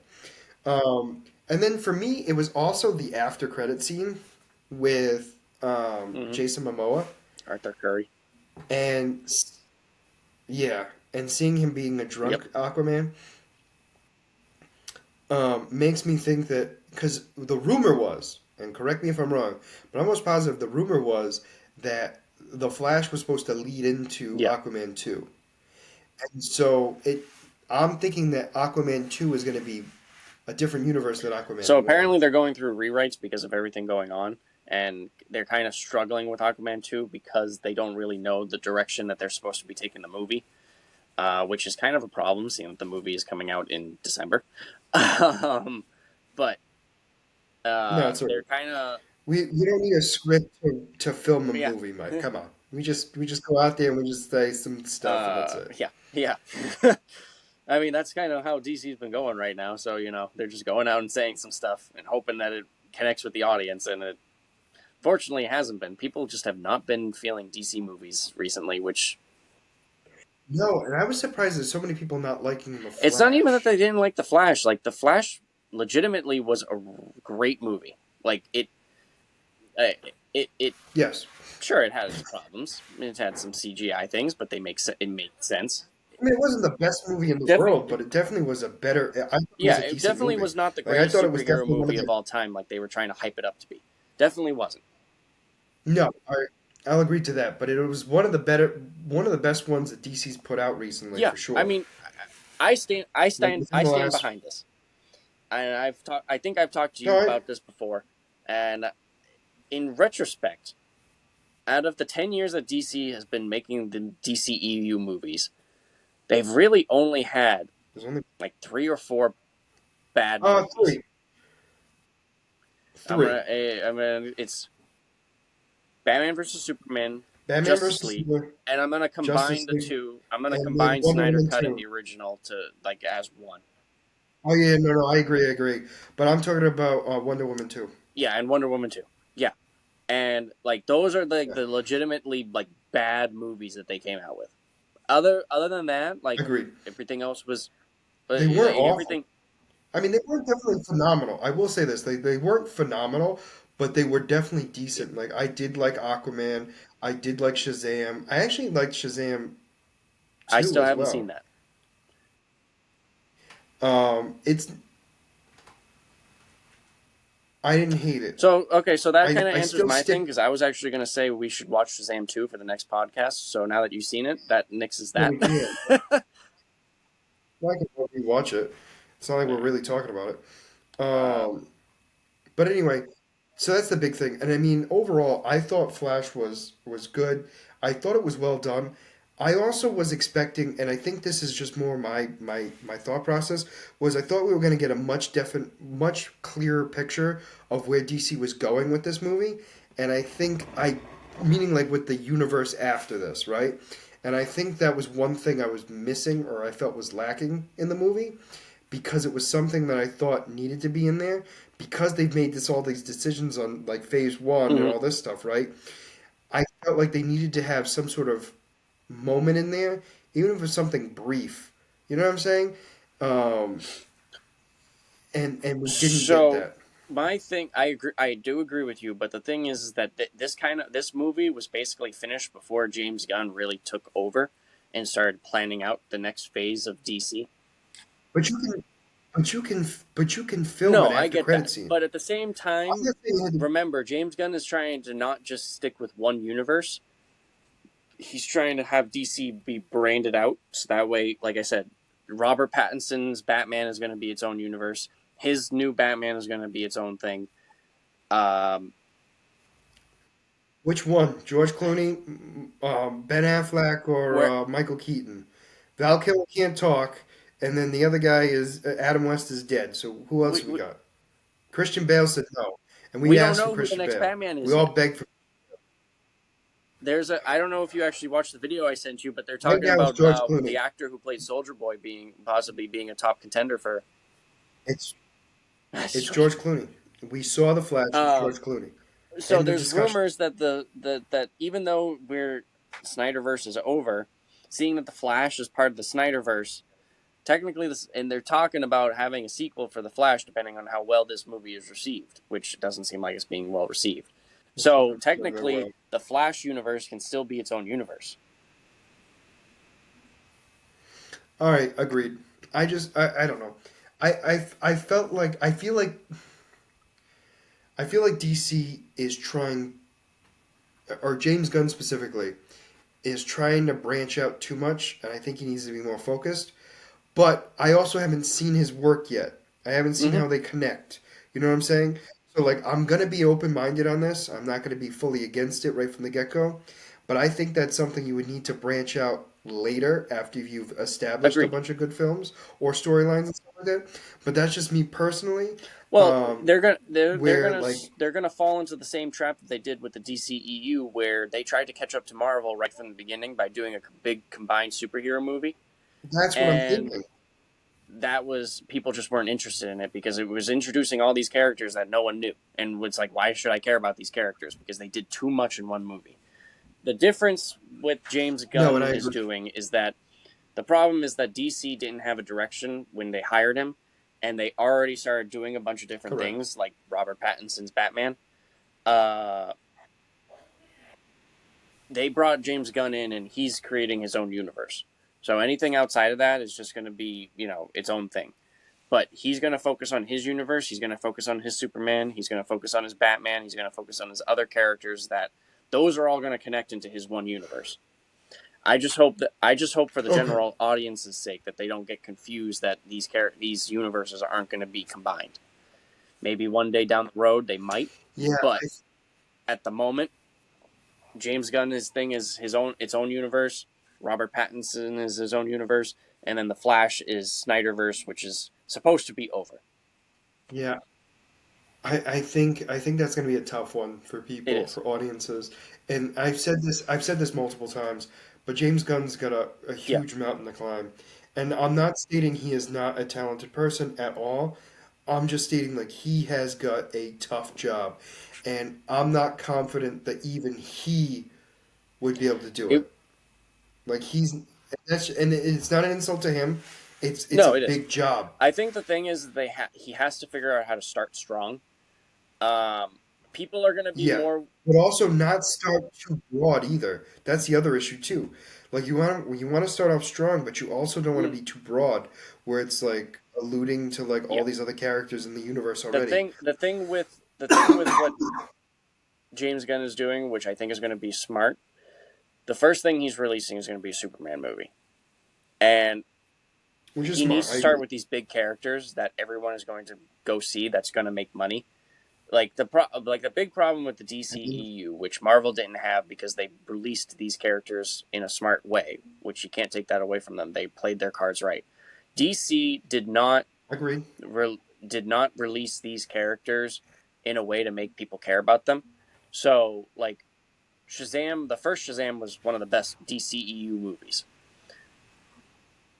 but Agreed. it's an unknown character. Not many people know who the character is. So when you come out with this brand new character, people are going to be looking at it like, I'm not going to waste my time going to see it in the movie because I don't know who it is. I'm going to stay home. I'm going to stream it when it Hmm. comes out on the streaming services, and we're going to go from there. Batman is a major character. Everyone knows who Batman is. They're going to go spend money to see him in the movie. Same thing with Superman or the theaters. Wonder Woman, personally, it's actually the top three. It's Yeah, Batman, and the Superman, funny and Wonder thing Woman. is that which still throws me off. One of the most joke Justice League characters is the highest grossing DCEU movie, and it's Aquaman. Yeah, no, agreed. And that's so interesting to me too because, in my opinion, they did such a great job with Aquaman, where it was not only was it relatable, but it also felt like he Yeah, wasn't a no, joke. they did a great job with Aquaman. But again, it's a known character, And even though he's a joke in the Justice League for the most part. yeah, but Exactly. everyone knows Aquaman. When people see that, they go, "Oh, I know Aquaman." Agreed that like people like honestly, Jason Momoa made the Oh, character he helped the character so much. Uh, I mean I have to go significantly. with the, like we're gonna backtrack a little bit, seeing that this is supposed to be about the Flash review. I know part of the thing that It's your fault. Flash not was destined to fail is because of the controversy with Ezra Miller. Whether it's true or not, because I'm hearing rumors that it isn't true and that he's been falsely accused, or they've been falsely accused. I don't know. For me personally, I just am not a fan of Ezra Miller.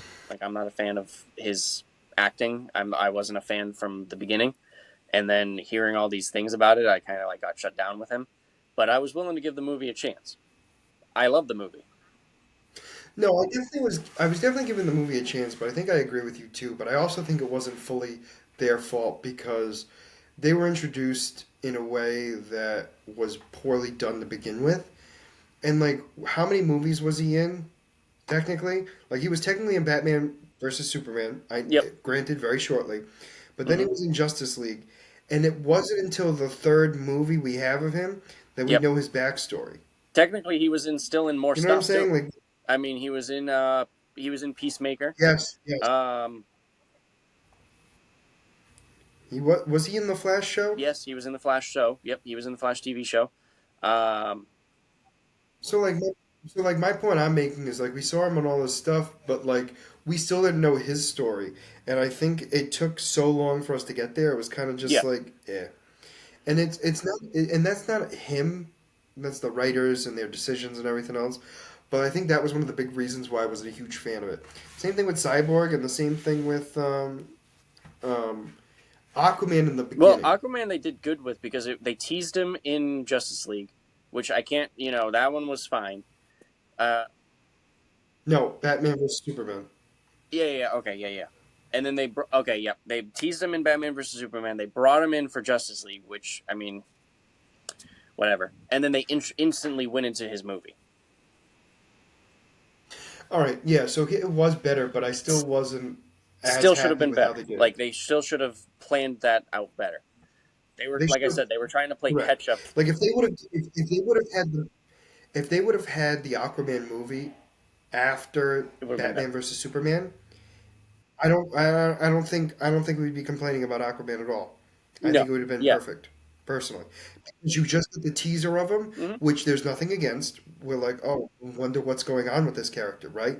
But then when we get them into a big story and we know hmm nothing about them, it just ruins it for me personally. But yeah, so that's pretty much the Flash. I mean, really, I was excited about it. I didn't hate it. I thought, in my opinion, it was a lot of CGI issues, but I think a lot of them worked because we talked about this. It worked for a benefit on like we because were of the looking at Speed it Force. from him being a speedster. So I honestly didn't really Yeah. have an issue with the CGI. I really didn't think it was bad. No, I think the CGI for me was like the babies. Yeah, okay, that was the one bad. Yes, I agree. That was the one really bad one. I yes, I agree with that. But other than that, the rest of the Speedster ones, that and I his just running, yeah, I mean I've always hated like his see, running, and I mean they made fun of it in the movie. So correct. But I mean, like it was like the way they showed him running full speed really messed with me when they slowed it down. It was just I didn't like that.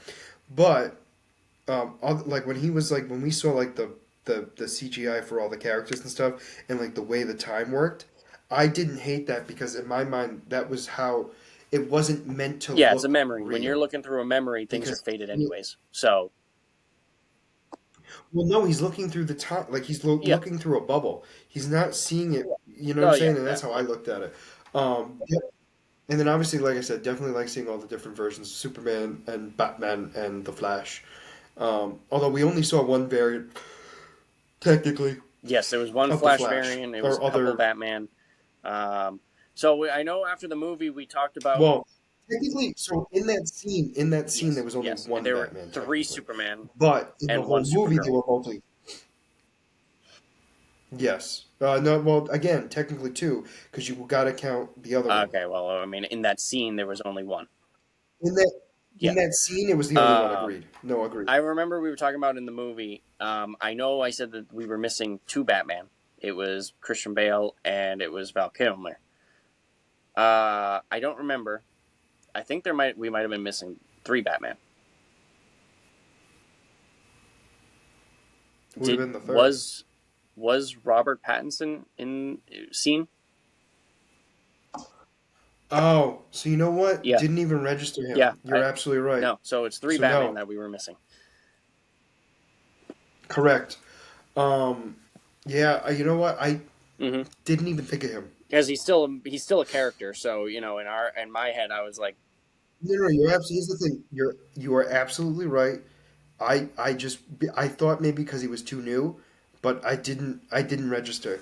Um, mm-hmm.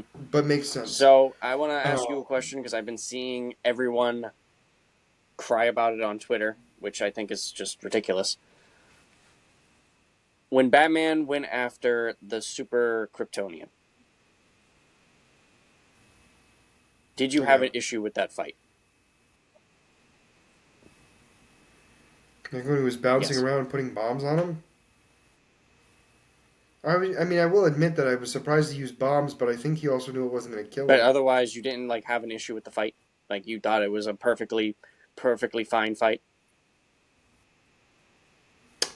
I don't think I saw a problem with it because I felt like it was so like so in my mind this version of Batman's never fought a Kryptonian, so it's not like he would know fully how what he would have to do. So I didn't see a problem with it. Do I think he did it in the best way he could have? No, but with the knowledge that he had, yes. I see people online complaining about that scene because one, he's never faced a Kryptonian, so how can he be standing up to them so easily? Two, the Kryptonians are so much faster that he shouldn't be able to be dodging all of the punches and stuff. And three, But they're not. So like they have the suit on. It reduces uh, their power the issue with and that speed. is that actually in the Man of Steel movie, they still have enhanced speed. Like there was a fight with No, I know. But what I'm saying is their reflexes. So like because of that, it's reduced. It's reduced of what they're yep. capable of fully, right? So as weird as it sounds, like yes, don't get me wrong. Are they faster than him? Of course they are. But my point I'm making is like they weren't as strong as they could be. So therefore, if anything, this was the only time he could be Yeah. able to do all that stuff and What else dodge. was there? It was yeah, they were just complaining about that fight, especially mainly because Michael Keaton's Batman never faced a foe like a Kryptonian, so he wouldn't know what to do, and the fact that he was able to hold his own for a little bit, it completely was tearing Twitter apart, and it was really annoying me. But he also saw Supergirl fight. So therefore, he knew Mm-hmm. what Kryptonians were like. So like he saw her like again. Did he have enough? Here's my thing. Did he have enough time to really devise a plan? No, but he was able to come up with something that he thought was going to Mm-hmm. work, but he couldn't test it because you know what I'm saying. And frankly, in that short amount of time, is a perfect amount of time for Batman to be able to come up with a tentative plan to figure out how to beat them. I think personally, for me, the biggest downfall for me that I wasn't happy with was when Michael Keaton goes for the Yeah, suicide kill. yeah,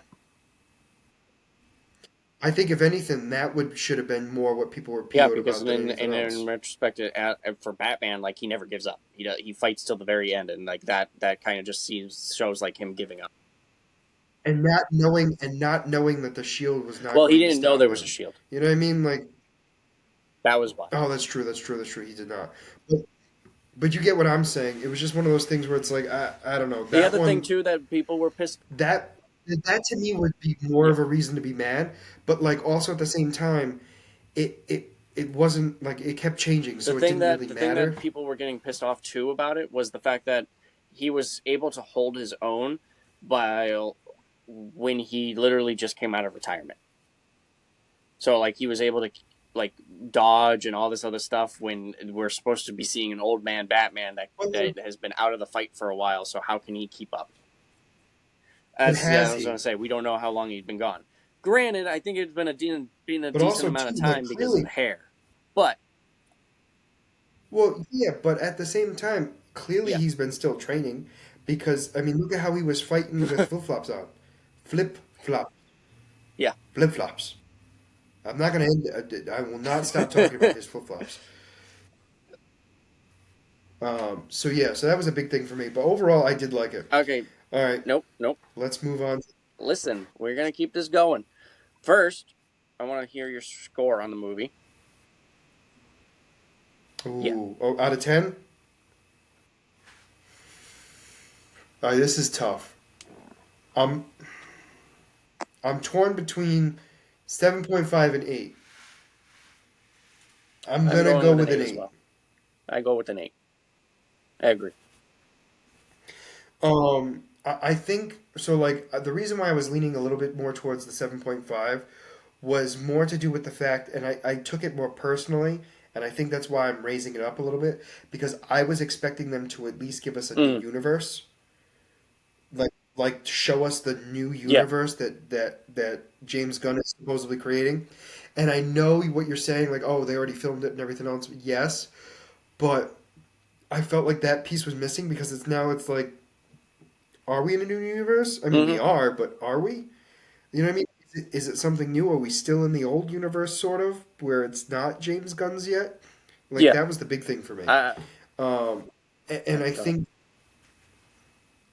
no, I was gonna say I think that was the main reason why. But again, that was more personal on how I thought it should have went. It wasn't necessarily like make the movie bad. Yeah. Like it didn't make the movie bad. You know what I'm saying? Like, that shouldn't have Hmm. made or break the movie. Which is why I raised it to an 8 instead of a seven I point was on the five. fence between like an eight or an eight and a half. Um, well, Oh, I'm. sorry. It was like I enjoyed the movie. It had, like I said, it had a little bit of its flaws. It's more it's more me just not being a fan of Ezra Miller. Again, nothing against the movie. I think he did a great job. I just, it's some of those choices. With me, it was a little. I thought I liked the iteration they did for the Flashpoint because it was different. It wasn't like the movie, and it wasn't like the Yeah, comic books. They created their own agreed. thing.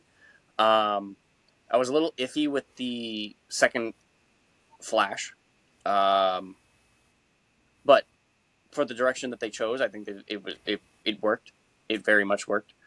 Um, I liked the twist at the end where, like you said, the Black Flash was Barry failing multiple times. Um, they Yep. could have utilized. I think Batman was utilized well. Um, and I think Supergirl could have been utilized a little bit better. Um, Yeah, she was literally just the yeah, token death. she showed up. They showed her as a powerhouse, and then immediately killed her off. Yeah, Immediately so got killed, like every um, single time. and it was kind of weird. I get because she was in captivity for so long, she wasn't at her maximum strength. But it was it was like they killed her off so easily that it kind of undermined it a little bit to me. But I like I said, I give it an eight. Um, I definitely would want to see it Okay. again, but Yeah, I mean the whole thing too is like the nostalgic piece too, which didn't come till the end, in my opinion. Like where we got to see all these. Granted, they were CGI'd, but like seeing all these mm-hmm. characters that we all knew. Obviously, one I didn't. I didn't know about the Superman, Which the black and white apparently Superman. apparently had a I didn't know massive that was a. massive tragedy, which pissed a lot of people off. Yeah, I don't care. Not that I don't care that he didn't have that he had tragedy. I don't care that people cared about it because realistically, most people don't even True. know who the heck he is. Yeah. Myself included. When we talked about the first Superman, I kept talking about Christopher Yep. Reeves. You know what I'm saying? And that was Mm-hmm. technically, and I didn't know that. So like that was a big thing for me. But overall, I enjoyed it. Yeah. So you ready to move on No. to the One next more thing, or thing. is there something else? Out of the this is technically okay. So technically, DC's over. Yep, we're moving on. But before we actually move on to the Marvel portion, out of the three big superhero box office movies, how would you rank them? Guardians 3, Spider Verse, or The Flash?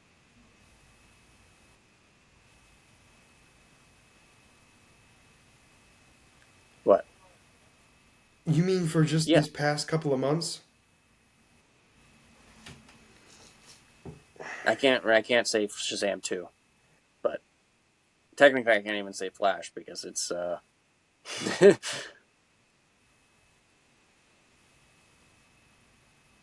Why can't you say Flash wasn't Flash? really a big box office hit. Well, I was gonna say Flash is third, and then it's gonna go Guardians 3, and then number one is Into the Spider Verse, Oh, Across the okay. Spider Verse. Sorry, Hmm. I actually thought Across the Spider Verse was I better have than to the first I one. have to see the Now first that's one a again. It's been a while. I think after first watching it, the and cliffhanger at the end was great. so I will say this. So if anything, like for me, I think the only thing that, in my opinion, was a detriment of of the second movie was the fact that it ended so abruptly, and we have to wait a while for us to find out what happens. That to me, and that's just me as a moviegoer, where like I don't care that the story continues, but like to leave it in such a way that like we don't even know if Miles is gonna live. Now, granted, He going to live. I know it's said at the end like, oh, Miles will be returning, but you get what I'm saying. Like having that agita Hmm. is not my biggest forte. All right, what about you? I think I'm gonna go Guardians, Spider Verse, Flash. Hmm. Guardians first. Oh, okay. I'm not mad about that then. I thought you were trying to say No, Flash no, first. I no, was no, like, no, no, mm, no, no. no. No, that's fine. And you know what? That's I wouldn't be mad about it. I think those two are so close together. Like Yeah, first and second are like this, and then Flash is kind of like, and it's not like it was bad, but like comparatively to those two, like there's a it's a big big gap gap between because at third the and end of the second. day, Guardians and Spider Verse were A plus, That good. and the Flash, They were phenomenal. They were the yeah, A and game. Flash They was a were like B. So like it was good, but it wasn't at their level. Um, agreed. to No, I agree. really appreciate to really rank across the Spider Verse, I'm gonna have to see the first one again. I know I was trying to see it before I went to go see it, but I just didn't have the time to do that. But I Hmm. definitely have to see the first one again because then that would really like it actually would affect how well the second movie did to me because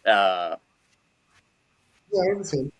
obviously we know what happened in the second one, but for me it was more like them setting Yeah. up the No, entire I get like obviously how it's supposed to go. But it was like them rebuilding the spider universe, them us getting finally the backstories of all the spiders, and then at the end of the movie also is when true. it really picked up, and we got the big reveals and the big twists and the big cliffhanger.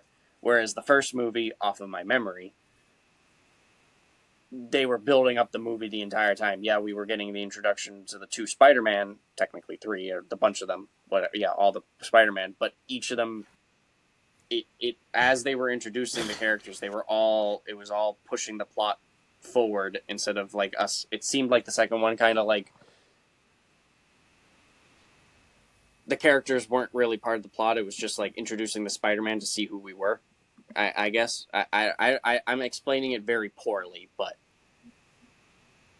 yes, Yeah, but it that's is. you. Um, yeah, I disagree. Like, all right. So here's my thing. I'm not disagreeing that I think it was definitely much more focused in the first one than the second one. But if I remember correctly, this one, I mean, even though it didn't feel like it, they were pushing the story um, more because of these two Mm-hmm. in particular, Spider-Man, meaning Ghost Spider and Yeah. Miles Morales. Oh, actually, something that I never have yet So to talk to you about. People people have been giving their opinions, whether it's good or bad, whatever, about Spider Gwen. Uh, People are saying that in this movie they were dropping a lot of hints that she was trans. She is trans. Um, did you see any of those like drops? no, you know what's funny? So I saw that once, but I'm like, it doesn't make any sense. Um, in my personal opinion. And it's not that the character could never be trans. I'm just saying that like this rendition of it, I don't think The only thing that I was. saw was that I I think saw the someone post a picture biggest. online that in one of the shots there was a trans support flag in the background. That was it. Yeah, but Yeah. that doesn't. Yeah, probably, Yeah. but that doesn't mean anything. Just because you support them doesn't mean it. Just Oh no, no, it no. I'm doesn't just mean saying you. that's the only You thing know what that I I mean? saw You can support referencing them without trans. being. You know? No, I get that. I get that. But I think the other thing too is the fact of. I think one of the biggest things that a lot of people had a problem with was that none of the other Spider-Men thought of Miguel as a villain. I mean, He. So hear me out on this one, right? His alternate universe or whatever you want to hmm call it, his variant died. He then hid the hmm body, hmm so nobody knew he was dead. Replaced that yep. person, then proceeded to destroy that universe. Granted, not knowingly. I've You know what I'm saying? Like, I've and seen this destroyed. argument where people are saying Kingpin Like, why Kingpin is is he the the villain leader? in the first movie because he did exactly what he was trying to do exactly what Miguel did. The difference is that Miguel did not know what was going on. He didn't realize that it was going to destroy the universe. Kingpin was aware that there was dangers and he was going to do it anyways. Miguel Miguel did it Yes, not but realizing it was going being to cause harm, and then doing it, after doing it, he vowed and devoted his life to making sure it does not happen again. yeah. I mean, I get it, but I was just like, it makes sense because he Mm-hmm. hid the body of himself, quite literally, and then took that life over. And to me, that is No, like yeah, I villain mean level it stuff, is right? villainy, but And again, the problem is, I mean, it's definitely not it's definitely not the worst thing a villain could do for sure. But it's see, the definitely thing not is that the great. villain, like I wouldn't say he's a villain because of the fact that the his alternate self was dead, and he just basically took over.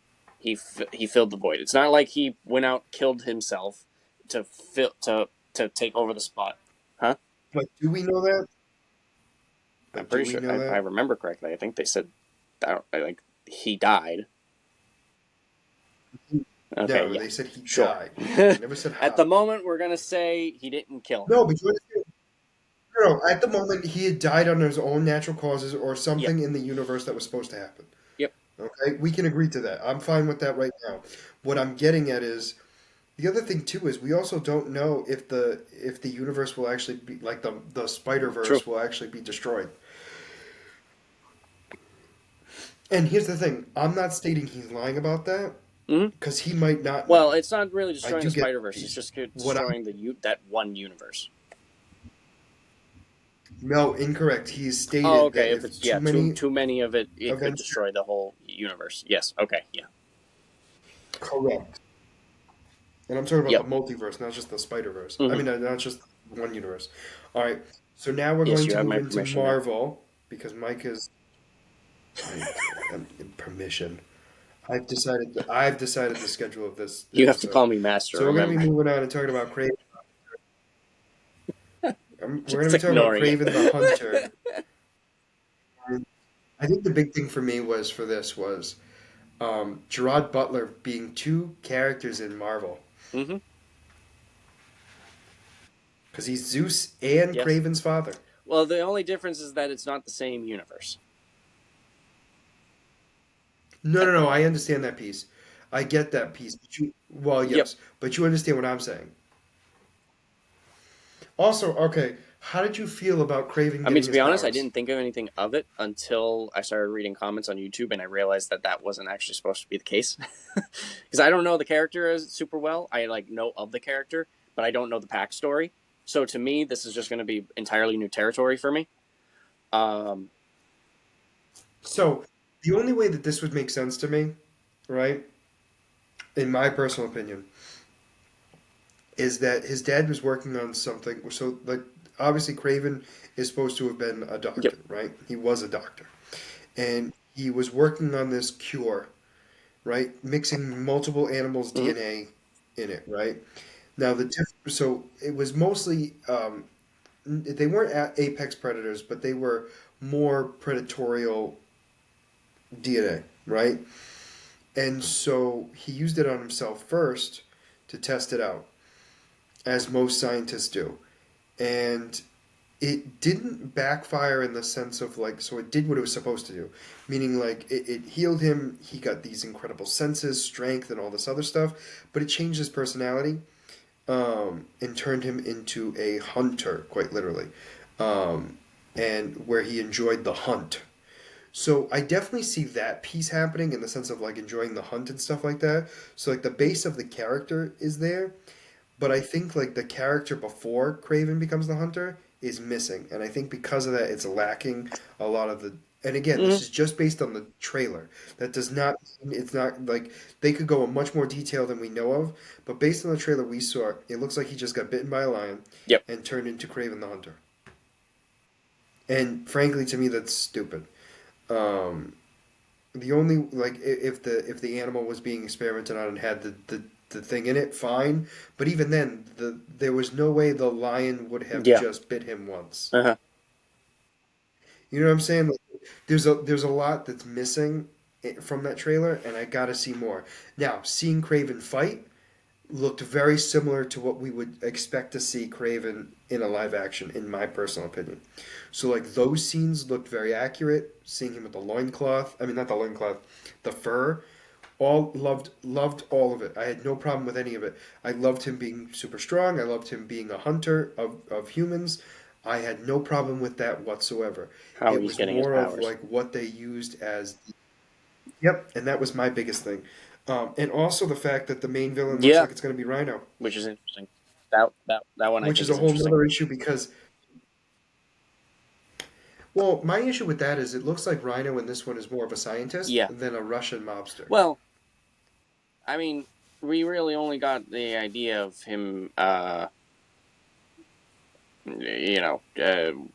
can't even say that, but yeah, it doesn't. Just scratch that. It's just more. Like you said, it's the first trailer, so we need to He's see in, more. It's just dropping hints. We see him going, "Oh, you want to know why they call me the Rhino?" And he's transforming. So, which is, but he injects himself into something. So yeah. So here's the thing. You're absolutely correct where it could be just a mhm, mobster and we just don't know it, and he just happens to have this. You're absolutely correct. But I'm basing my what I've seen and how I'm interpreting it, right? So mhm. I don't know much Yep. about it, so that's why I'm saying what I'm saying. Definitely looking forward to seeing this character though, because it could be done very well, in my opinion. Um, and it looks like visually it makes sense. Like what they're doing with the with like his fight scenes and like him hunting, that makes sense to me. Like that actually The is other thing like about okay, I get this it. trailer too, showing the Rhino, unless it's changing it a little bit, like they get like obviously the trailer we don't know too much. It could allude to more, but from what I saw in this trailer, the theory before, because this is part of the Venom universe, the Venom universe was theorized to be part of Andrew Garfield's Spider Man's universe.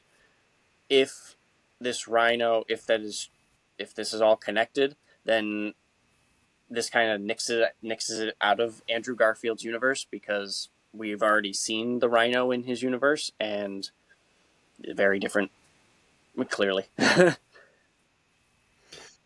No, agreed. And I think it's not part like I don't think Craven is actually a part of Mm, it, of that universe. So it would make sense that it was a different universe, but yep. we don't know what universe. You know what I'm saying? Like it could be Tobey Maguire's universe technically, or it could be, Tom Holland's. So there's the chance, you know what I'm saying? Like there is the chance that it Like I being said, there. all this really confirmed Um, is that it so I'm definitely is not part of Andrew Garfield's Spider Man like people originally thought because of them showing the Rhino.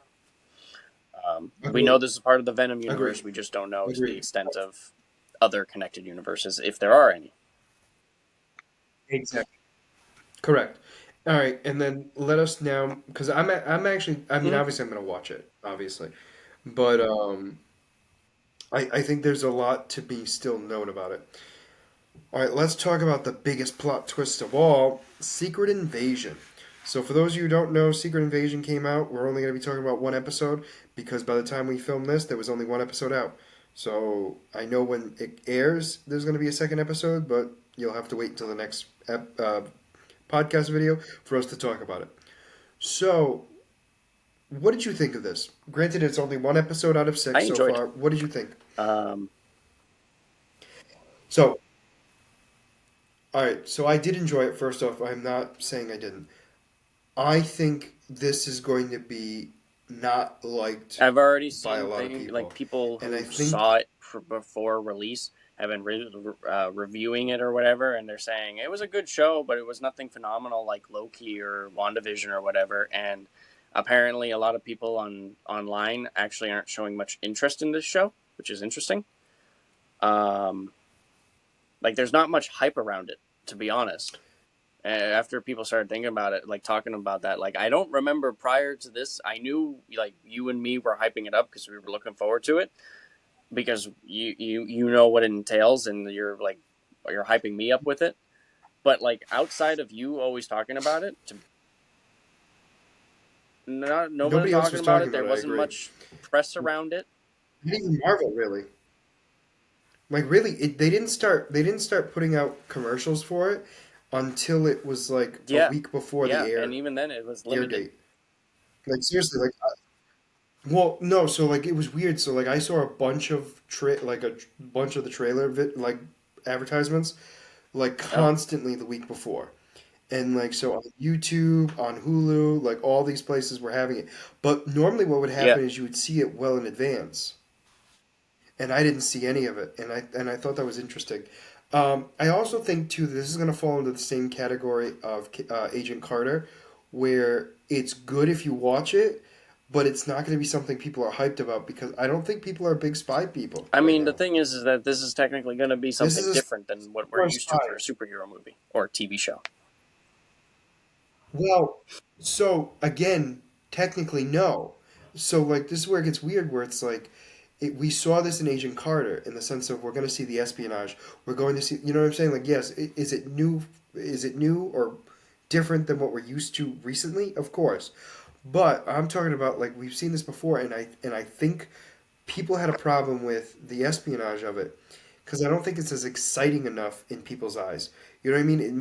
It's not action packed. You know what I'm saying? I know it sounds weird when I say that because there was a lot of explosions, but it's going to be a lot of thinking and people and and maybe I'll be hated by this and I really don't care. People don't want to be thinking too much. I'll give you that. Yeah, yeah. They just want to be entertained, especially out of a superhero I mean, movie, think about it this way: we don't know. TV show. Well, that's the whole thing. And in this particular show, we're not going to Mm-hmm. know who's who ever. We're never going to truly know. Yeah. No, unless it's purposely revealed, we're not going to know. No, I understand that. Um, 'Cause even Maria Hill, so like Maria Hill gets no, shot, we don't I even know that's I her. believe it was her because if she died, we would have seen her transform. Well, my point I'm making is, but she didn't technically die yet. I believe I saw her take her last breath. Okay. I I disagree. don't think. See now, if she was I think alive, I don't I think think Fury would have left her. Is my thing. I think he thought she was, and that's part of my reason why I don't think it was her. Okay. I mean, the thing is though, if it wasn't her, I Like don't that think was the other Skrull wouldn't have shot her because they can tell who is Skrull and who isn't.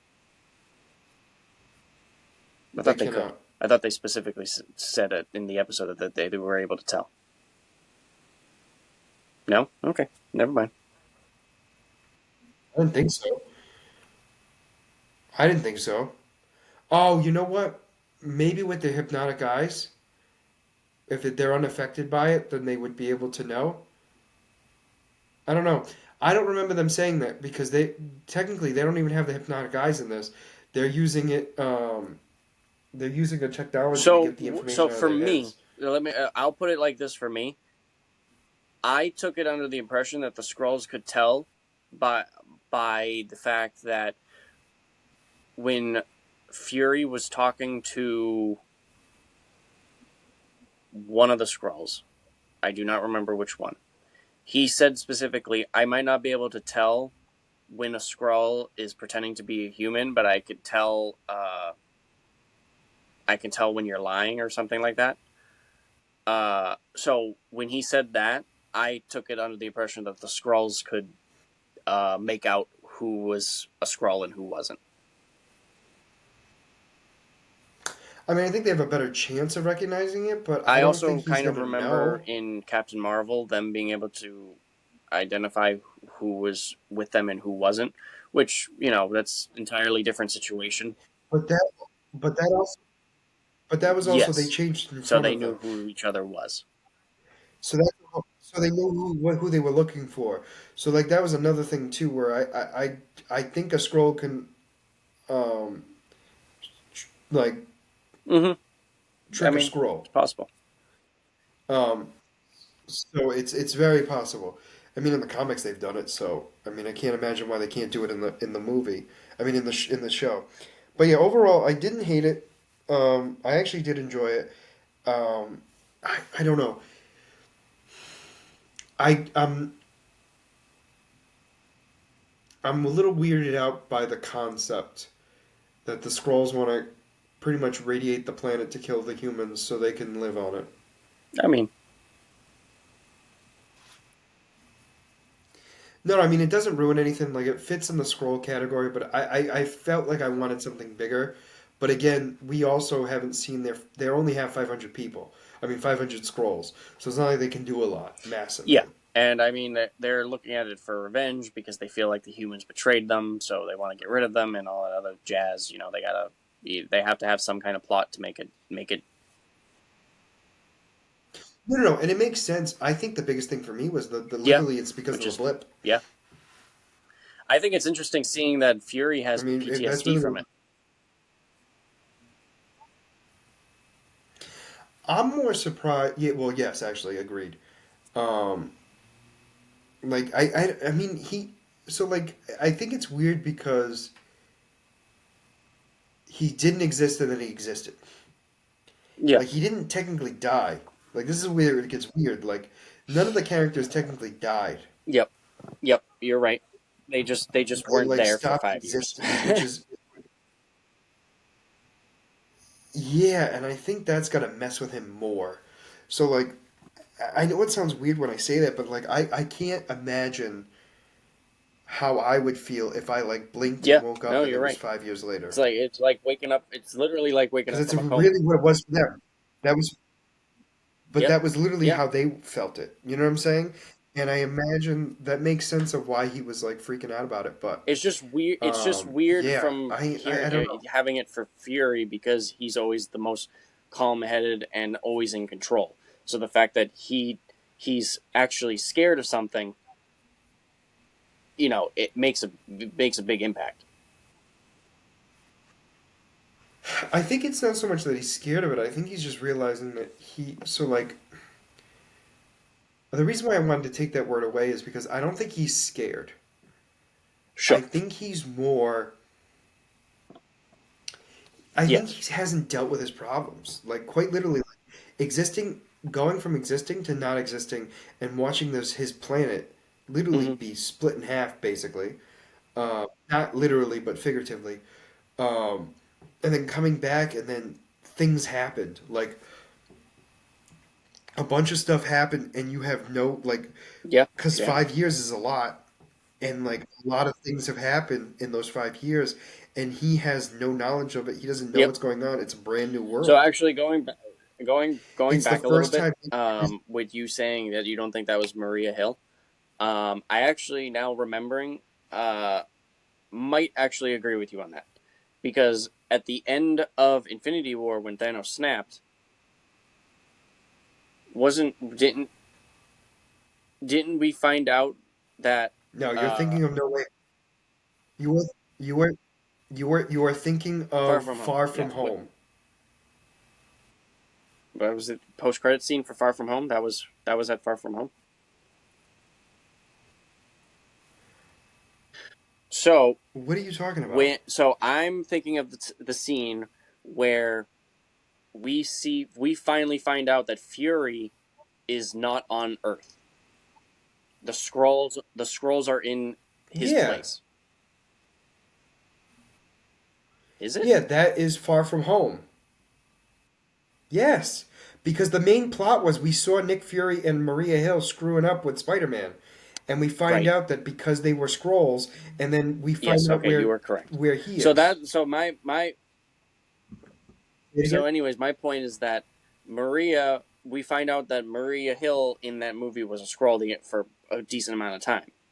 So, Yes. uh, did she come back and take the scroll's place again, or was she with Fury, or doing whatever? Uh, Well, see, that's where it gets tough because you're absolutely right, yes, and I think that's the I point I'm I making. remember thinking of You that know what during I'm the saying? episode, and And then from that when I watched it to now, I forgot about that, and then as we were talking, it clicked back in my head. yeah, would I be mad if it was the real her? No. I think it would be a good, but Mm-hmm. I don't think it has to be. I think is the biggest thing that one. Definitely one of those things where I was like, I think because to me, they don't change right away. Like they die, and then there's a Mm-hmm. gap. Like there's, it's not a huge gap. It's a very short where they change back. Now sometimes they can change beforehand, but Yep. they choose to. Um, there was that one guy in Captain Marvel that did that, or one scroll, I should say. I don't know. This is where it gets tough. Where it's like I think we're gonna not know who the characters are a lot, and it's going to be very messy at times. Like it's all gonna make sense in the end. I think this is gonna be one show that I think not releasing it all at once is going to be a detriment. Yeah. Possibly. Yeah. I mean, and again, I'm saying it like I think it would make more sense. And again, you could wait until it's all done, but I mean, I don't think it's going to make sense fully unless you watch all of them right Well, I after mean, each, that's all going like to be as all quickly as shows too. I possible. mean, no matter what, you have to watch all the episodes in order for them to finally connect. Yeah, but here's the thing. But you can still follow along with the gaps in between them. Sometimes, like when you watch, like all right, so like for example, granted this is a movie, but still, Ocean's 11 and 12, you have to watch that multiple times to get fully of what was happening in the movies. Where I think you're gonna have to do the same thing in All right. this. Yeah. Maybe. And again, I'm not saying it's going to be a definite. I'm not saying it has to be. I'm just saying it's a possibility. But overall, I'm looking forward to where it's going to go, and excited to see where it's going to lead. But for But I now, watched your. um, Listen, Mr. Sass. I watched your reaction video to the first one, and you said that you thought that the white guy at the beginning of the episode, I forget his name, was in Black Panther, the only white guy in Black Panther. You thought yeah, that he might have been a Skrull from the very beginning. yeah. Uh, I don't think he was. I think they're going to be two separate characters, and I think that Skrull was just imitating him to get close to the guy that he knew was had the information that he wanted. No, and I agree. Just because personally, unless something happens, obviously in the later episodes where we reveal that he escaped or something. But here's the thing. Here's the thing. There's a reason why I said it, and the reason why I said that was because the scrolls are purposely trying to cause conflict Yes, between no, I get major that. powers. And so like that's why it would make sense. It wouldn't be far fetched No, if he no, was a no. scroll the I entire agree. time. I just for me, I don't think I think it because of the fact that he was just they didn't make a big stink about him getting escaping. Like I said, we could find out that he escaped in a later episodes as a flashback kind of thing or to explain it, whatever. I just think that Yeah. because I mean, as far as we know, he got arrested at the end of Wakanda, so he should still be in jail. And I think it would be a poor setup to just Correct. all of a sudden, Another, oh, by the way, he escaped. and also too, spoiler alert, he's supposed to be in the Thunderbolts. So Right. Oh, he's been confirmed in the Thunderbolts? I didn't realize that he got. I didn't realize he got confirmed. Almost Okay, positive. I do not remember. I mean, I don't know that. I do not. I'm I almost do not positive I remember saw him that. being confirmed. So Um, I don't think he's gonna. I don't think no, no, he's no. gonna be I a know. major I role. remember That's for going over sure. all the superheroes and obviously the head honcho lady. I just don't remember him being mentioned. Um, granted, Mm. He was mentioned along with another high up FBI type agent. But all right. Well, other than that, let us move on to our character spotlights. sure. Do you want to go first? Do All better. right, but do No better. guarantee. Let's see if my my thing reset itself. All right, my character this time, as I said earlier, it is related to Flash. He is another Flash villain. Um, another speedster. His name is Savitar. He first was created in 1995, and he is a speedster that formed a cult who dedicate themselves to the Speed Force. Um, Mm. so, Savitar was originally an unnamed pilot from a nation that was testing supersonic fighter jets during the Cold War. As the jet was reaching its top speed, the plane was struck by something that appeared to be lightning but was not confirmed, and the plane went down. When he was recovering, he found out that he could travel at super speed and kill his enemies. While in this super speed, the natives, he adopted the name of the god of motion, the Hindu god of motion, which is Savitar. So he, at that point, he dedicated his life to studying the god of motion, Savitar, and uh, unlocking all of its secrets. Um, as he studied more and mastered his powers more, he realized that he could. He had abilities that not all other speedsters had. In particular, his ability kind of related to Godspeed, what I talked about last time, how he could absorb other people's speed, but he can manipulate other people's speed. Kind of, he could not just people though, other objects. So like any other force, he could transfer the speed. So he could take someone's speed or he can give them speed, and it's not unlike Godspeed, who like it literally absorbed it. His is only really temporary. Um,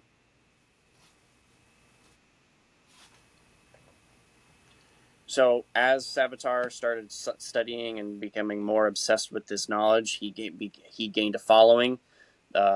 People that supported him to, just he became, like I said, he became a cult leader. In this time, he was feuding with the speedster of that time, which was Johnny Quick. Not to get mistaken with the Earth 3 Johnny Quick, which is the villain Flash, but this one is a hero from just I believe it was from the 40s. No. He Cold War, so anywhere from like late 40s to early 80s.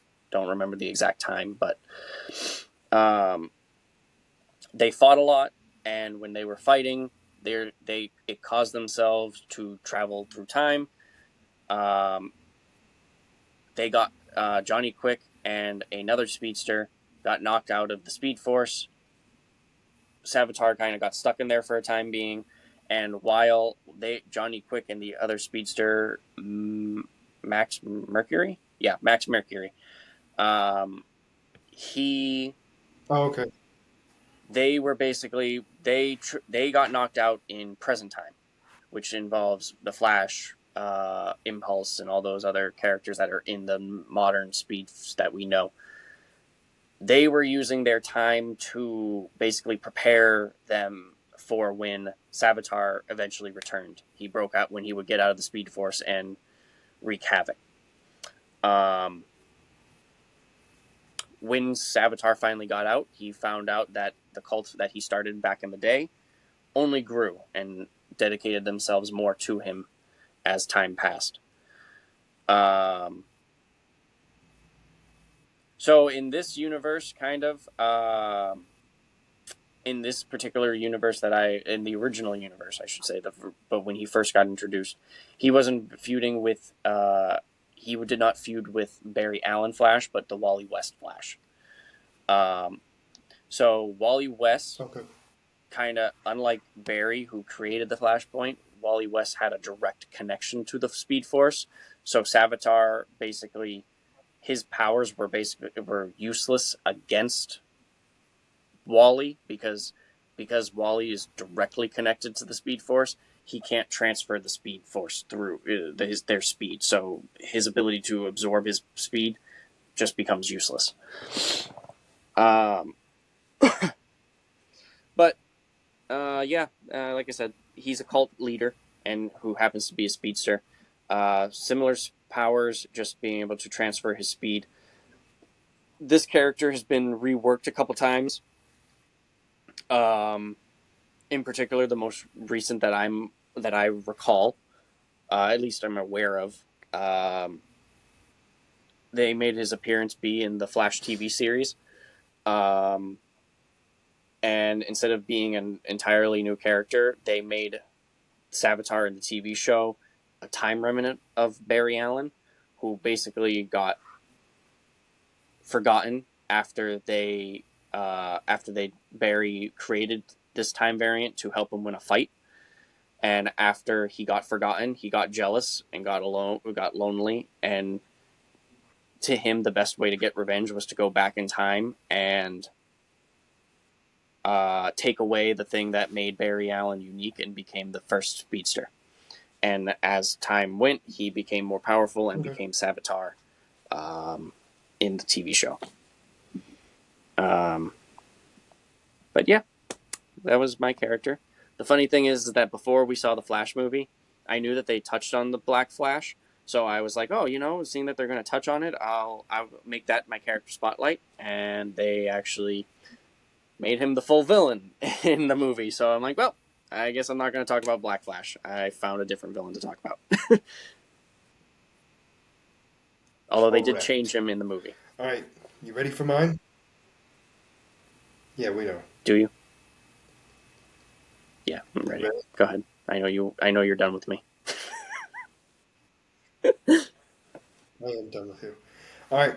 So I'm gonna mispronounce this name, but it's Clerk, KL''RT. Um, he is he is of Earth 616, and he is the Super Scroll. Dun dun dun. So this particular creature in the beginning, right? And I'm not going to keep saying I his name appreciate it. because I'm just going to call him the Super Scroll. So before he was the Super Scroll, he was a dedicated soldier for the Scroll Army, and in fact, he had two children, a boy and a girl. He hated his daughter and always loved his son. So it's a great, great love story. Um, he actually wanted to. He actually was disregarded because he failed a mission, and because of that he was ridiculed by his family and was disowned and not allowed to see his son, for that way his son would not be exposed to his Hmm. weakness.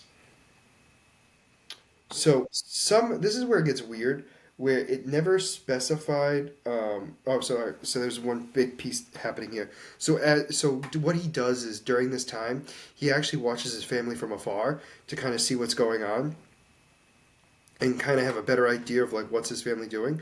Well, as his children get older, his daughter goes on a mission and joins the army, steals a scroll, like a I'm gonna pronounce this wrong so bad. So Torka gem from the Kree Empire, and she was caught in the act. And what she did was she swallowed the gem, and it permanently bonded with her body. So the only way they could get it is if they removed it from her, and if it was ever removed from her, she would be dead. So she had to go into hiding because of this. And so since technically the mission failed because she never brought the actual gem back to them, back to her place, she brought even more disgrace to the family name. And this is why the Super Skrull wanted to keep going after her and actually hunt her down and kill her himself. And this is all before he becomes a Super Skrull. So, under the rule of this new emperor, he becomes the first Super Skrull. He was endowed with the powers of the Fantastic Four and sent to Earth to conquer it after the Fantastic Four thwarted their previous invasion attempt. Okay? What happens is they found out that the Super Skrull gets his ability from a signal from the home planet that allows him to continue to have those powers. So Mr. Fantastic was able to block it, and he was able to stop the Super Skrull from having um, their powers. And one of the big things too is, and it's unclear as to why, like what was going on, like fully in the sense of like how he got these powers and stuff like that. But not only that, they were also stronger than the original Fantastic Four. The reason why they were stronger is because the thought is it's because it was one artificial, but two it was all four of their powers combined. So it was like being hit by all four of them at once. So once he loses his powers, he's captured and put away. He starts to go muddling around the earth and try to, see what's going on. He then also finds out, so he gets involved in the Korean Scroll War, and it actually takes place on Earth, or partially on Earth, because Captain Marvel is on Earth, who is a Kree creature, and they go on to a big, huge fight between each other, and seeing which one was going to be on the side of winning. Now, I know what you're thinking, Scott. How is he in the Skrull army if he was discharged and disowned by his family? Well, apparently they're desperate and needed people, and that's really what I'm coming down to because it stated nothing of why Hmm. that happened. Like why he was able to join the army again. It blew my mind because it's like, yeah, Marvel. Like that's really what it comes down to. I'm like, because I'm reading it and I'm like, I got nothing. So then after this, after the war was technically won, sort of, both armies were incapacitated by the Avengers.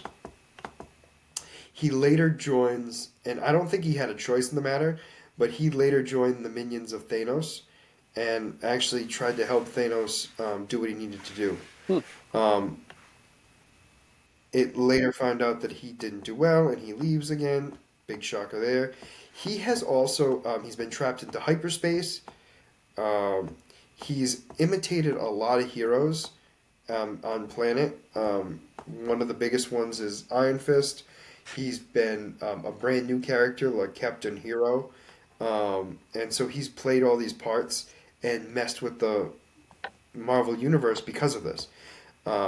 He was considered to be the hero of the Korean Skrull War because of what he's done. He was disgraced once again because. So here's the thing: he was a hero of the war, but it was thought that he died. So like everyone talked about how he died in the war, right?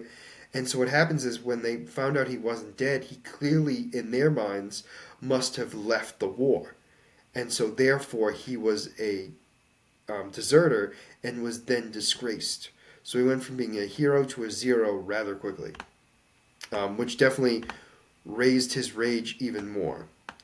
He had several failures of dealing with trying to take over the Earth, which is all that not shouldn't be that surprising. Um, he also um, was sent into the negative zone to be in prison, basically. And what happens is Annihilation comes out. Is that what it's called? Hold on. Nope, nope. I think I'm jumping ahead. Sorry. So he was in the negative zone, breaks out, and all this stuff, right? And oh no, no, I'm right. So it's because the ruler of the negative zone is Annihilation or Annihilus. Sorry, and launched his annihilation wave, he was all for it and ready to help out Annihilus up until he found out that his planet was the first one to be attacked and tried to stop it, but he became the only one left, which is kind of sad. And he was the lone survivor, or so he thought, of the scrolls, right?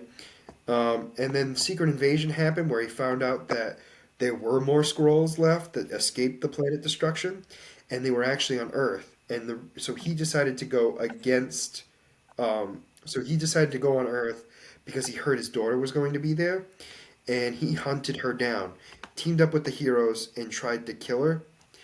But She-Hulk actually stopped him, which I find very interesting. Out of all the Right. characters, she was the one to stop him. Um, well, so like she was part of the Fantastic Four, but when you think of the Super Scroll, Oh, you okay. think of the Fantastic Four, right? And yet, yes, technically she was a part of the Fantastic Four at one point. It just is a weird thing because you wouldn't expect her to be his villain. I Hmm. mean, his opponent. You know what I'm saying? Then there was a threat that actually was going to attack both the Skrulls and the Kree Empire, and they actually teamed up. So the Kree and the Skrulls actually teamed up for a war, Crazy. and that's how it ends. Pretty, Crazy that they teamed up. huh? That's insane. Yeah, it's so bizarre to me, and like they seem to never die. So this character was introduced in Oh wow. 1963 in Fantastic Four number 18, and he has been a prominent character um, throughout time. Like I don't think he's ever truly been gone Oh, for he's been long. around for a while then. I did not realize that. Yeah, and I thought he was later than that, but I thought it was 80s, but makes sense. So he's obviously his powers are he just like all other scrolls have the ability to shapeshift. He also has the hypnotic gaze because apparently scrolls possess a certain hypnotic ability and the limits of which are unknown. He also has the Fantastic Four power mimicry from the process of being bio, bio bioengineered to possess a combined superhuman powers of the Fantastic Four equally. Um, and he has cosmic energy powered receptors. His body has been surgically implanted with numerous power receptors able to gather the same cosmic energy that mutated the Fantastic Four and mimic the functions of their powers. Originally, he had this power fed to him by a very specific relay satellite, which we talked about earlier. But as time went on, he relied on this transmission of power. Prolonged exposure made by these powers began to become permanent, and it appears that he no longer needs to require the transmission beam to maintain his powers. And apparently, he can mimic the power sets of the Fantastic Four, but gain more power than the originals. So he can actually fly faster than the Human Torch. He can stretch further and lift more. Um, and I find that very interesting. So he's actually stronger than the Fantastic Four individually, which I figured as much anyway. But like individually, their powers, he's not got a fourth of their powers. He is actually equal and even Hmm. stronger than them. So because of that, he has the Human Torch abilities, which is the fire manipulation and all that stuff, um, flight and all that. He has all the powers of the Thing. He has all the powers of Invisible Woman and Mister Fantastic. So one of the other things that he has that I wanted to bring up too is he um, he's an excellent in hand to hand combat. He is trained in the use of advanced warp drive starships. He's an expert in unarmed combat as well, which I don't understand the difference between the two, between hand to hand combat and unarmed combat, but they mentioned it separately. He's also a trained marksman. He has a creative power use, meaning like he's more creative in the use of his powers when compared with the Fantastic Four. Interesting. And he has leadership skills, obviously. Um, and his physical condition is his weakness, because despite his powers enhancement, he is still subject to fatigue, Hmm. disease, and injury. And one of the big things too is, as we always talk about, Marvel has a power grid out of 7. His intelligence is a 2, which is about normal. His strength is a 6, superhuman. The ability to lift between 75 and 100 tons. His speed is a 5, which makes him supersonic. His durability is a 6, which is superhuman, which makes sense because of the combination of the Thing and Mr. Fantastic, and actually Sue Storm too. So all three of those being able to take a lot of hits, right? And then we have energy projection, which is a 6 as well, and which makes sense because it's multiple types, because he literally has 4 of them. And his fighting skill is a 4 because he's an experienced fighter, which does make sense. But yeah, overall, the rumor is he's going to be in in Secret Invasion, in the show, and in fact, we've already seen him supposedly. He's actually the leader of the Skrulls on planet Earth. Although it has not been confirmed that that's who that is, but we're pretty sure that he's, because in the trailer we see him stretch. We're going to Yeah. assume that he's actually the Super Skrull. But overall, it's a character I thought was a joke, but turns out he's a heavy hitter. And I didn't realize he was actually stronger than the Fantastic Four. Like he could use his power, Yeah, like their that's powers, better than interesting. they can. When you hear people taking other people's powers, it's more just like either mimicking them to be like a fraction of a fraction of it. Yeah, Like it's not their full power. And not only that, even if it was their full power, they wouldn't have the yeah, experience to use it as well as the originals. That's normal, and I agree with you. But the fact that he can do more, but it supposedly has to do with his intelligence and the fact that he uses them differently than the four, because he uses them at the same time. But because mm, of that, he can do moves that the others can't. So like he's using it in ways so he can stretch himself further because he's also physically stronger because of the Thing. You know what I'm saying? So I feel like it's it's it's yeah. the combination of it all that makes him stronger. But I guess individually, like his powers are stronger because of it. I Yeah. guess, which is a weird thing. Well, can't wait to see him officially debut in the But show. yeah, um, yeah, very excited about that. But other than that, I'm going to say that this podcast is over. I feel like this is We've our gone longest over a podcast lot. yet. I was very impressed with it. I maybe I don't know. It might be, but overall, I definitely enjoyed the stuff we talked about. We will be airing this on the 30th. As always, if you guys like this stuff, we really appreciate you liking and subscribing down below. If you've made it this far, then definitely like and subscribe, please. Um, but overall, I mean, we're doing this because we like doing it. We're not going to stop, but hey, keep yourself informed of what we're Give doing. your It'd be really opinions and great ask for us. questions. 100%. I mean, realistically, we have no problem answering stuff like that, but you have to actually ask. So, other than that, this is going to be the Black Eel Podcast signing out. Have a great night.